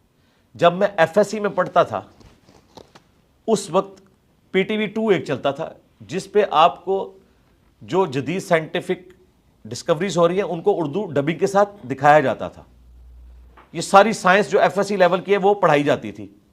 پھر آپ کو کاروبار کرنے کے طریقے بتائے جاتے تھے، فارمنگ کا، باقی سارے۔ اور آج کل ٹی وی پہ یہ کچھ ہو رہا ہے رمضان نشریات کے نام کے اوپر۔ بھئی یہ نشریات تو ہمارے عقائد کو بھی خراب کر رہی ہیں، ہمارے معاملات کو بھی خراب کر رہی ہیں۔ اس کی بجائے کوئی آپ ایسا شو رکھیں جس میں لوگوں کی لرننگ ہو، کوسچن آنسر سیشن رکھیں، لوگوں کو سائنس کی تعلیم دیں، دین کی تعلیم دیں، کوئی انفارمیشن ملے۔ یہ کون سے تکے ہیں جی اس میں سے اتنے سونا نکلے گا، اس میں سے اتنا نکلائے گا؟ میں حیران ہوں کہ لوگ راتوں رات امیر بننے کے چکر میں اس قسم کے شوز دیکھتے ہیں۔ اور میں آپ کے کیمرے کی وساطت سے بتاؤں، جسٹس شوکت صدیقی صاحب کے پاس میرا ایک کیس لگا ہوا تھا جو میں نے اسٹیبلشمنٹ کے خلاف کیا تھا اپنے جاب کے سلسلے میں۔ اس دوران ہمارے یہ تکا لگانے والے ایک بھائی جو ہیں نام لیے بغیر، جو رمضان ٹرانسمیشن میں یہ سب کچھ کرتے ہیں، وہ بھی پیش ہوئے تھے اور ان کی خوب کراس لی تھی جسٹس شوکت صدیقی صاحب نے۔ انہوں نے کہا یار رمضان ہی رہ گیا ہے ان تماشوں کے لیے، رمضان میں کم از کم آپ لوگ کوئی ناظرہ قرآن لوگوں کو سکھا دیں، کوئی ترجمہ سکھا دیں۔ انہوں نے پھر بڑی سخت ججمنٹ لکھی تھی ان لوگوں کے بارے میں۔ تو دیکھیں اس طرح کے بھی جج حضرات ہیں جو اپنی کوشش کرتے رہے۔ اس کے بعد کافی سلسلہ پھر تھم گیا، اب اس لیول کے اوپر نہیں ہے جس طرح پہلے ہوا کرتا تھا۔ اب کافی حد تک یہ سلسلہ تھم گیا ہے ایز کمپیئر ٹو 8 سے 5 سال پہلے آپ چلے جائیں۔ اور آپ دیکھتے ہوں گے کہ کئی ایک سیلیبریٹیز جن کا تعلق شوبز کے ساتھ ہے وہ دوپٹہ لے کر علماء دین کے پاس آمنے سامنے بیٹھی ہوتی تھی، اور علماء دین بھی کوئی لحاظ نہیں کرتے، ان کو لوگ دیکھ رہے ہیں، اور وہ پہلی نظر معاف کے چکر میں کئی گھنٹے تک بغیر آنکھ جھپکے ہوئے وہ سامنے دیکھ رہے ہیں۔ یہ میں نے چند ایک مناظر دیکھے ہیں، یہ نہ سمجھے کہ میں کوئی دیکھتا ہوں، مجھے رمضان نشریات کے ساتھ کوئی لینا دینا نہیں۔ ہاں ڈاکٹر عامر لیاقت صاحب جو پروگرام کرتے تھے عالم آن لائن یا اس کے بعد بول ٹی وی کے اوپر کرتے تھے، وہ میں پروگرام جو علماء کی ڈسکشن ہے وہ بڑے شوق سے دیکھتا تھا، اس لیے کہ میری کوئی لرننگ ہو، اور اگر اس میں کوئی غلط بات رپورٹ ہوئی ہے تو میں اس کو پھر اپنے پلیٹ فارم سے بیان کرتا تھا کہ یہ بات قرآن و سنت کے خلاف ہے، یہ یوں ہے۔ یہ میں بس اس حد تک، باقی میں اس طرح کی ٹرانسمیشنز کو انڈورس نہیں کرتا۔ ڈاکٹر ذاکر نائک پاکستان آئے تھے تو انہوں نے کہا کہ جو خواتین اینکرز بیٹھی ہوئی ہوتی ہیں ٹی وی پہ، وہ خاتون اینکر نہیں ہونی چاہیے، یعنی وہ جائز نہیں خواتین کہ وہ میڈیا پہ آئیں، وہ بے شک بطور اینکر ہی بیٹھی ہوئی ہوں۔ یہ بات درست تھی؟ میرا بھی اپنا ذاتی خیال یہی ہے کہ عورتوں کو ان کاموں میں نہیں پڑھنا چاہیے جس میں وہ مردوں کے ساتھ اس قسم کا انٹریکشن کریں۔ مرد موجود ہیں وہ کریں، عورتوں کے ساتھ کر لیں، ٹھیک ہے، اپنے انٹرویو کریں، ڈاکٹر فرحت تاشبی کے ساتھ کرنا ہے وہ ضرور کریں، لیکن مردوں کے ساتھ جو انٹریکشن اس طرح کا ہوتا ہے پھر ہماری جو بیسک تعلیمات ہیں وہ وائلیٹ ہوتی ہیں۔ اب واضح قرآن میں حکم ہے سورۃ النور میں کہ مؤمن مردوں سے کہو کہ اپنی نگاہیں نیچی رکھیں اور مومنہ عورتوں سے کہو کہ اپنی نگاہیں نیچی رکھیں۔ اب مجھے بتائیں اگر میرے سامنے ایک خاتون اینکر ہے اور وہ میرے ساتھ آنکھوں میں آنکھیں ڈال کے بات نہیں کرے گی، ہم تو ایک دوسرے کو جواب ہی نہیں دے سکتے، اور اگر آنکھوں میں آنکھیں ڈالتے ہیں تو قرآن کا حکم ٹوٹتا ہے. اس کا اینڈ رزلٹ یہی ہے کہ ریحان طارق صاحب ہی میرے سامنے آ کے بیٹھے ہیں, اور جو اس ہماری سسٹر نے ہم سے بات کرنی ہے وہ آپ کے تھرو کر لیں. اور اگر انٹرویو آپ نے کسی فیمیل اسکالر کا لینا ہے یا کسی فیمیل پولیٹیشین کا لینا ہے تو سامنے آپ فیمیل بٹھا لیں تاکہ ان جھنجھٹوں سے آپ باہر نکلیں. ٹھیک, ویری کوئکلی, کوئی کوئکلی نہیں, آسانی سے کریں. ہو سکتا ہے اتنا کرٹیکل کوشچن ہو میں 5-10 منٹ اس میں بول دوں. نہیں بس مجھے آپ سے کچھ مشورے چاہیے کچھ لوگوں کے لیے. لوگوں کے لیے؟ جی, کچھ لوگوں کو کچھ مشورے دینے ہیں آپ نے. اچھا چلیں, اگر آپ مناسب ہاں جی ظاہر ہے اب آپ آگے ہیں تو آپ کو ہم نے انٹرٹین تو کرنا. جو پہلا ہی مشورہ ہے, نہیں مشورہ ہے اس کے بعد ہم بیٹھ کے کنکلوڈ. اچھا پی لینا. جو پہلا مشورہ ہے سر وہ ساحل ادیم صاحب کے لیے. کیا مشورہ ان کو دوں میں؟ جی مشورہ تو آپ نے دینا ہے. اچھا, ایک لائن میں دوں یا پورا لیکچر دوں؟ ہم آپ کے پاس آ گئے ہیں, اب آپ جو مرضی کیجیے. چلے میں کوشش کرتا ہوں کہ ایک لائن میں دوں. ساحل ادیم صاحب کے لیے میرا مشورہ یہ ہے کہ وہ اپنے غصے کو ذرا کام کریں. ان میں غصہ بہت زیادہ پایا جاتا ہے اور وہ اگریسو سٹائل کے اندر ہر وقت بات کرتے ہیں. کبھی میرے طریقے سے نارمل بھی بات کریں, میں بھی اگریسو بات کرتا ہوں لیکن ہمیشہ اگریسو نہیں رہتا, نارمل بھی رہتا ہوں. وہ ہر وقت اگریسو رہتے ہیں. ایگریشن کو کم کریں. ہاں جی, اس کو کم کریں.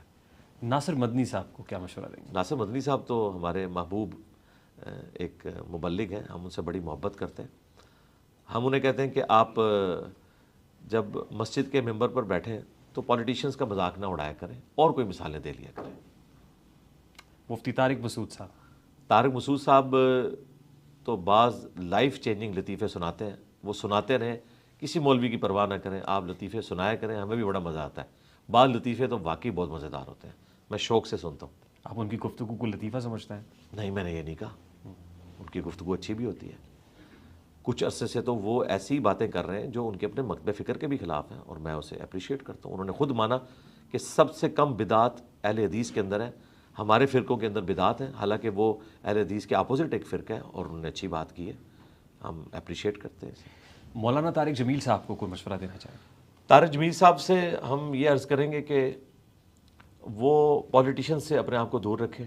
کبھی ایک پولیٹیشین کے ساتھ نظر آتے ہیں, کبھی دوسرے کے ساتھ, اور ہر کوئی انہیں اپنے نام کے اوپر کیش کرنے کی کوشش کرتا ہے اور اسی میں ان سے بعض اوقات مس ہینڈلنگ ہوتی ہے. آج کل جو اپنے بیٹے کے ساتھ پوڈ کاسٹ کر رہے ہیں یہ سلسلہ جاری رکھیں, یہ بہت اچھا ہے, ہم شوق سے دیکھ رہے ہیں ان کو.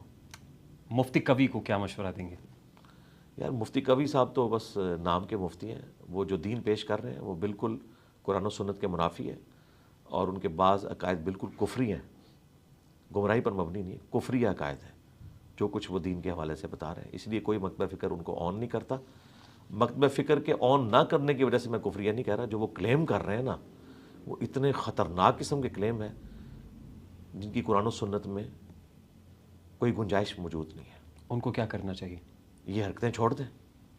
پہلے دین بڑا بدنام ہو چکا ہے اور لوگ تو انہیں یہ سمجھتے ہیں کہ وہ دین کے ریپرزنٹیٹیو ہیں. حنیف قریشی صاحب کو کوئی مشورہ دیں گے؟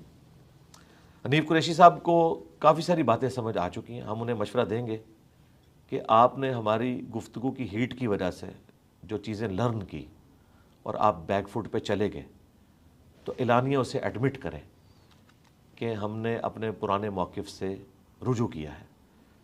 جن چیزوں کے حق میں ہم مناظرے لڑا کرتے تھے آج ہم ان کو غلط کہہ رہے ہیں تو یہ انجینئر صاحب کو کریڈٹ جاتا ہے. مجھے کریڈٹ نہ دیں, میرے لیے دعا کر دیا کریں اور دلیری کے ساتھ آ کے یہ کہیں کہ مجھ سے ماضی میں غلط ہوتا رہا. وزیر اعظم شہباز شریف صاحب کے لیے کوئی مشورہ؟ شہباز شریف صاحب تو ایک کامیاب پرائم منسٹر ہیں جی, ان کی دعائیں ہمارے ساتھ ہیں. دین دنیا آخرت میں وہ کامیاب پرائم منسٹر ہیں. یہ میں نے ایک تفنن کے طور پر بات کی کیونکہ اسٹیبلشمنٹ کو وہ سوٹ کرتے ہیں اس پوائنٹ آف ویو سے. باقی ان کو مشورہ جو ہم نے دینا ہے, مشورہ یہ دینا ہے. مجھے اچانک یہ لگا کہ جیسے یہ پوڈ کاسٹ پاکستان ٹیلی ویژن پہ چل رہا ہے. نہیں ایسا نہیں تھا. مشورہ ان کو یہ دینا ہے کہ جب وہ اپوزیشن میں تھے انہوں نے ایک بڑی اچھی تقریر کی تھی اور عمران خان صاحب کو اس وقت کہا تھا کہ آئیں بیٹھ کے چارٹر آف ڈیموکریسی اور چارٹر آف اکانومی لکھ لیتے ہیں. کاش خان صاحب اس وقت یہ بات مانتے. شہباز شریف صاحب کی زندگی کی بہترین تقریر ہے جب وہ اپوزیشن میں تھے, تو آج تو ان کے پاس اتنا اختیار ہے اور وہ اتنے زیادہ سیم پیج کے اوپر ہیں کہ خان صاحب کبھی اتنے زیادہ اس سیم پیج پہ نہیں تھے. تو آج تو وہ اسے ایگزیکیوٹ بھی کر سکتے ہیں, اپنے مخالفین کو ساتھ بٹھا کر یہ امت پر احسان کریں، پاکستانی قوم پر، کہ چارٹر آف ڈیموکریسی اور چارٹر آف اکانومی لکھ لیں. ریاست اپنی جگہ پہ رہے گی، گورنمنٹ کوئی بھی آئے، کم از کم ہماری جو اکنامک پالیسیز ہیں وہ کنٹینیو کریں، ڈیموکریسی کنٹینیو کریں، 5 دفعہ اسمبلیاں اپنا ٹائم پورا کریں. یہ نہ ہو کہ ایک کو آپ عدالت کے ذریعے فارغ کروائیں، دوسرے کو آپ عدم اعتماد کے ذریعے فارغ کروائیں. حالانکہ یہ سب لوگ اپنے بوجھ پہ خود گر جائیں گے، گورنمنٹ اگلی آ جائے گی. لیکن یہ اس قسم کی حرکتیں کرتے ہیں جب، اس میں ظاہر اسٹیبلشمنٹ ٹاپ کے اوپر ہے، کیونکہ سب سے بڑی پولیٹیکل جماعت تو پریکٹیکلی سیکیورٹی اسٹیٹ ہونے کی وجہ سے ہماری اسٹیبلشمنٹ ہے. نون لیگ اور پی ٹی اے تو چھوٹی سیاسی جماعتیں ہیں، اور وہ اس کو جسٹیفائی اپنے پہ کرتے ہیں. ہم یہ کہتے ہیں کہ آپ یہ مانیں کہ بڑے غلط کرتے رہے، اور ان کی غلطیوں کی وجہ سے ہمیں اس معاملے کو اب ساتھ لے کے جانا پڑ رہا ہے. ٹھیک، لیکن غلطی کو اعلانیہ مانیں. جس طرح باجوہ صاحب نے آخری تقریر میں تو کہا تھا نا کہ ہمیں گالیاں اس لیے پڑتی ہیں کہ ہم سیاست میں لچ فرائی کرتے ہیں. اب ہم نہیں کریں گے، لیکن اس بات کے اوپر قائم نہیں رہ سکے، اور وہ سلسلہ اسی طریقے سے چل رہا ہے. سر عمران خان صاحب کو کیا مشورہ دیں گے؟ عمران خان صاحب کو میں مشورہ دوں گا کہ ان کا نیریٹو بہت اچھا ہے، کہ ووٹ کو عزت دو. جو نواز شریف صاحب کا نیریٹو تھا وہ انہوں نے گین کر لیا، اور آج وہ پاکستان کے سب سے پاپولر لیڈر ہیں، اس میں کوئی شک نہیں ہے. لیکن جو آپ کے پیچھے لوگ لگے ہوئے ہیں انہیں ڈائریکشن دیں، انہیں وائلنٹ نہ کریں. آپ کے یوٹیوبرز اتنے وائلنٹ ہو چکے ہیں کہ فوج کو ایز اے ادارہ جس طریقے سے وہ ٹریٹ کر رہے ہیں، یہ پاکستان کی تباہی کی طرف ہے. کل کو آپ کو موقع ملتا ہے اور آپ وزیر اعظم بن جاتے ہیں تو یہی فوج آپ کے ساتھ ہوگی نا. لیکن اگر آپ اس کے ساتھ اس طریقے سے ٹریٹمنٹ کریں گے تو اس کا اینڈ رزلٹ کیا ہوگا کہ وہ آپ کو دوبارہ آنے کا موقع بھی نہیں دیں گے، اور آپ جو چاہتے ہیں کہ میں عوام کی خدمت کروں وہ آپ نہیں کر سکیں گے. آپ فوج کے ساتھ کنفرنٹیشن اپنی وہ رکھیں، کوئی اس میں ہمیں اختلاف نہیں ہے، رول آف لاء کی بات کریں، لیکن اس کی بنیاد کے اوپر پورے کے پورے ادارے کو جس طریقے سے اس وقت ٹرولنگ کے ذریعے کیا جا رہا ہے. اور خان صاحب نے ہمیں خود بتایا تھا، جب باجوہ صاحب سے متعلق باتیں ہوتی تھی تو خان صاحب کہتے تھے کہ آرمی چیف کے بارے میں بات ہو رہی ہے تو پوری فوج کے بارے میں ہو رہی ہے. یہ ہم نے خان صاحب سے سیکھا. آرمی چیف وہ کہتے تھے، ہاں باپ والی بات الگ ہے، لیکن وہ کہتے تھے کہ اگر آپ آرمی چیف کو، یہ آج ہمیں کہہ رہے ہیں نا کہ آپ جب ہمیں کہتے ہیں ہم فوج کے خلاف ہیں، ہم تو چند جرنیلوں کے خلاف ہیں، تو یہ آپ نے ہمیں بتایا تھا کہ آپ آرمی چیف کے خلاف جب ہوتے ہیں تو فوج پوری اس کے ساتھ کھڑی ہوتی ہے. تو ہم نے خان صاحب سے یہ کچھ سیکھا ہے، تو ہم کہتے ہیں کہ آپ ذرا ہاتھ اولا رکھیں. جنرل عاصم منیر کے لیے کوئی مشورہ ہے؟ عاصم منیر صاحب کے لیے تو میں کافی دفعہ مشورہ دے چکا ہوں، میں آپ کی پوڈ کاسٹ میں بھی دے دیتا ہوں کہ 9 مئی کا جو ایشو تھا اس میں ہم فوج کے ساتھ ہیں کہ ایک غلط ایکٹیویٹی پرفارم ہوئی، اس کی وجوہات کیا تھیں ان کو ہم سائڈ پہ رکھتے ہیں، وہ دونوں طرف کی بحث ہے. میں صرف اتنا عرض کروں گا کہ جیو فینسنگ میں ایسے لوگ بھی آئے جو بے گناہ تھے، کئی لوگوں نے رشوتیں دیں چھوٹنے کے لیے، کئی بے گناہ 1-1.5 سال تک پڑے رہے جیلوں میں. ابھی یہ پچھلے دنوں کو چھوڑیں، ہو سکتا ہے ابھی موجود ہوں. ان کے کیسز چلائیں، ثابت کر کے جو سزا بنتی ہے وہ دیں، لیکن بے گناہ بندے ان کو اس طریقے سے جیل میں رکھنا، اس سے کوئی فوج کی عزت میں اضافہ نہیں ہوگا، لوگ نفرت کریں گے. یہ ہم ان سے ریکویسٹ کریں گے. دوسرا، ظاہر ہے ان کا بھی دل ٹوٹا ہوا ہے خان صاحب سے، وہ خان صاحب کو ایک مہاتما سمجھتے تھے. اس کے بعد ظاہر ہے انہیں سمجھ آیا کہ ہم جسے آئیڈیلائز کرتے تھے اس میں تو وہ ایشوز موجود ہیں، اور آج ظاہر ہے کہ آپ نے دیکھا ہے کہ اس وقت وہ لڑائی اپنے عروج پہ جا چکی ہے. تو اس معاملے میں دوسروں کو بھی سپیس دیں، خان صاحب بھی ان کو سپیس دیں، وہ بھی ان کو سپیس دیں. سیکنڈ لاسٹ مشورہ پاکستان کرکٹ ٹیم کے لیے؟ کرکٹ ٹیم سے پہلے تو کرکٹ ٹیم بنانے والوں کو مشورہ دیں گے نا کہ آپ لوگ ڈومیسٹک کرکٹ کے اوپر زور دیں. وہ آپ کی نرسری ہے، آپ کو کرکٹرز ملیں گے. پہلے تو ٹیلنٹ کی بنیاد پہ ملتے تھے، اب کرکٹ اتنی ایڈوانس ہو چکی ہے کہ ہم پیچھے رہ چکے ہیں. مجھے نہیں لگتا کہ ہم جب تک اس پوری سائنس کو سمجھ نہیں لیتے اس وقت تک اب ہم ورلڈ کلاس کرکٹ کھیل ہی نہیں سکتے.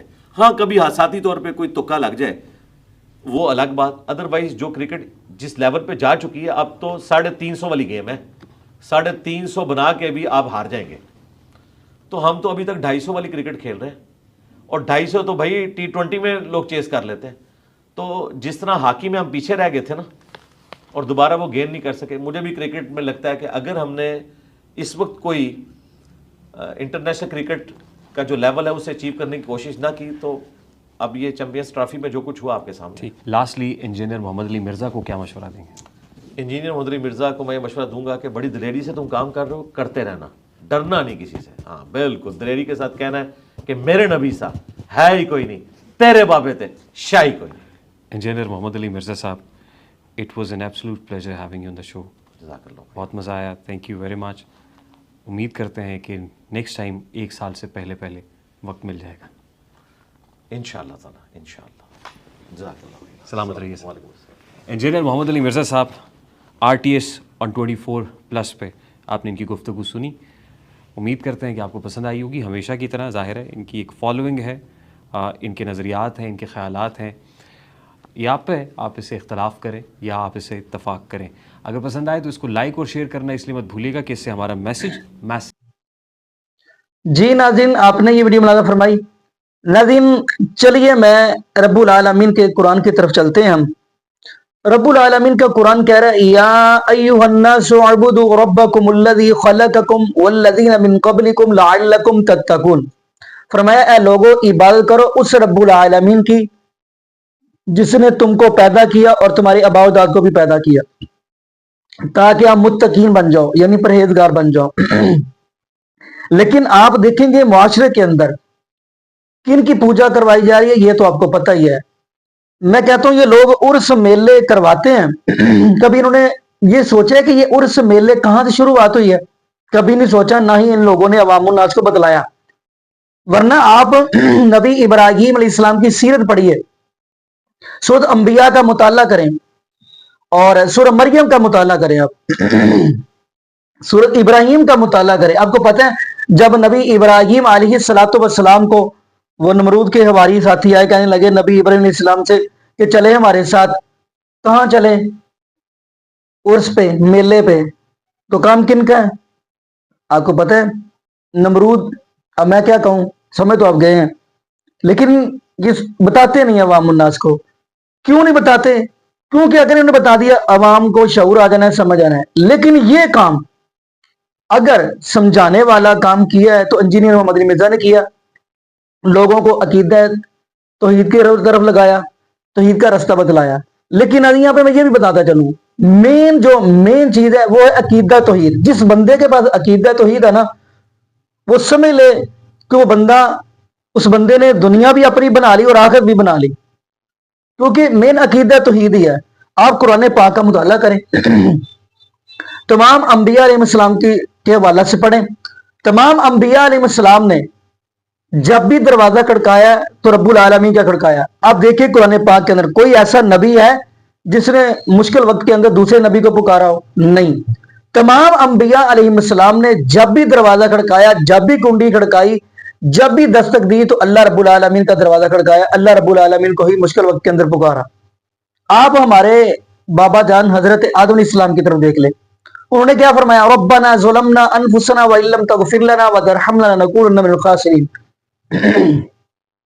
اور اس کے بعد آپ نبی نوح علیہ السلام کی طرف دیکھ لیں، سورہ ہود کا مطالعہ کریں.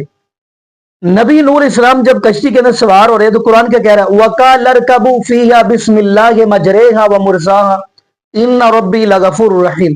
یعنی نبی نوح علیہ السلام کشتی کے اندر سوار ہوتے ہیں تو رب العالمین کا نام لیتے ہیں، اللہ رب العالمین کو پکارتے ہیں. ایک جملہ یہاں اس سورہ ہود سے ایک اور نقطہ نکلتا ہے، جملہ نکلتا ہے. یہ جو بریلوی طبقہ کہتا ہے جی ہمارے بابے ایسے بھی کر دیتے، ایسے بھی کر دیتے، جیسا کہ آپ نے سنا ہوگا شیخ عبد القادر جیلانی رحمۃ اللہ کے بارے میں یہ لوگ کہتے ہیں جی شیخ عبد القادر جیلانی رحمۃ اللہ نے ایک قبر کو جا کر ایڈی لگائی، پاؤں مارا تو اس کو کہا کہ اٹھ توبہ کر پھر دوبارہ سو جا، یعنی پھر دوبارہ قبر کے اندر چلا گیا. استغفر اللہ معاذ اللہ. واقعہ تو آپ کو پتہ ہے کہ شیخ عبد القادر جیلانی رحمۃ اللہ نے فرمایا کہ جی میرا مریض توبہ کیے بغیر نہیں مرے گا. باقی واقعہ تو آپ کو پتہ ہے. لیکن ادھر ناظرین سورہ ہود کا مطالعہ کریں، نبی نوح علیہ السلام کا بیٹا پانی کے اندر غرق ہو رہا ہے، لیکن نبی نوح علیہ السلام اپنے بیٹے کو بچا نہیں پا رہے. ادھر نبی ہے. اور اگلی بات ہم کرتے چلے، یہ تو نبی نوح علیہ السلام ہے.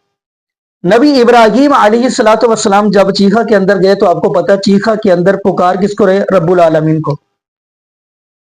اللہ نے وہ چیخا ٹھنڈی کی ہے، گلزار کی ہے. ادھر نبی ایوب علیہ السلام کی طرف آپ نظر دوڑائیں، تو نبی ایوب علیہ السلام کیا کہہ رہے ہیں وَأَيُّوبَ إِذْ نَادَى رَبَّهُ أَنِّي مَسَّنِيَ الضُّرُّ وَأَنْتَ أَرْحَمُ الرَّاحِمِينَ. نبی ایوب علیہ السلام نے دروازہ بھی رب العالمین کا کھڑکا دیا. اب نبی یونس علیہ السلام کی طرف دیکھ لے, مچھلی کے پیٹ میں چلے گئے ہیں لیکن بات ایک ہی کہہ رہے ہیں. کیا کہہ رہے ہیں؟ لا الہ الا انت سبحانک انی کنت من الظالمین. مچھلی کے پیٹ کے اندر بھی رب العالمین کو ہی پکار رہے ہیں. مچھلی کے پیٹ کے اندر بھی اگر دروازہ کھڑکایا تو ایک اللہ کا ہی کھڑکایا. ہم بڑھتے ہیں امام الانبیاء کی طرف, خطیب الانبیاء کی طرف, یعنی میرے پیر جناب محمد رسول اللہ صلی اللہ علیہ وسلم میرے پیر ہیں. میں تو پیر جناب محمد رسول اللہ صلی اللہ علیہ وسلم میرے ہی پیر ہے. اگر مجھے کوئی پوچھے آپ کے پیر کون ہے تو میں یہی کہوں گا امام الانبیاء خطیب الانبیاء جناب محمد رسول اللہ صلی اللہ علیہ وسلم. تمام انبیاء کے امام اگر پیر ہیں تو وہ میرے پیر ہیں جناب محمد رسول اللہ صلی اللہ علیہ وسلم. نبی پاک صلی اللہ علیہ وسلم بھی آپ دیکھیں بدر کا موقع ہے, سورۃ انفال کا مطالعہ کریں تو 300 صحابہ ہے, تو آپ کو پتہ ہے دروازہ کھڑکا دیا رب العالمین کا, کنڈی کھڑکا دی نبی پاک صلی اللہ علیہ وسلم نے اللہ رب العالمین کی. استغیثون ربکم فاستجاب لکم انی ممدکم بالف من الملائکہ. آمینہ کے لال جناب محمد رسول اللہ صلی اللہ علیہ وسلم نے دروازہ کھڑکا دیا رب العالمین کا. باقی ناظرین یہاں پہ ہم یہی دعا کرتے ہیں کہ اگر مشکل آ جائے, پریشانی آ جائے, دکھ آ جائے, مصیبت آ جائے تو اللہ پاک ہمیں رب العالمین کے سامنے ہی ہاتھ پھیلانے کی توفیق عطا فرما دے. اللہ کی کنڈی ہم کھڑکائیں. تو یہاں پہ یہ بھی دعا کرتے چلے اللہ پاک ہمیں نبی پاک صلی اللہ علیہ وسلم کی شریعت کے مطابق زندگی گزارنے کی توفیق دے, اور اللہ پاک ہمیں 5 وقت کا پکا سچا نمازی بنا دے, اور جتنے بھی بے اولاد جوڑے اللہ پاک سب کو نیک نورینہ صحت تندرستی والی ایمان والی لمبی زندگی والی اولاد عطا فرما دے. جزاکم اللہ خیرہ, احسن الجزاء. السلام علیکم ورحمۃ اللہ وبرکاتہ.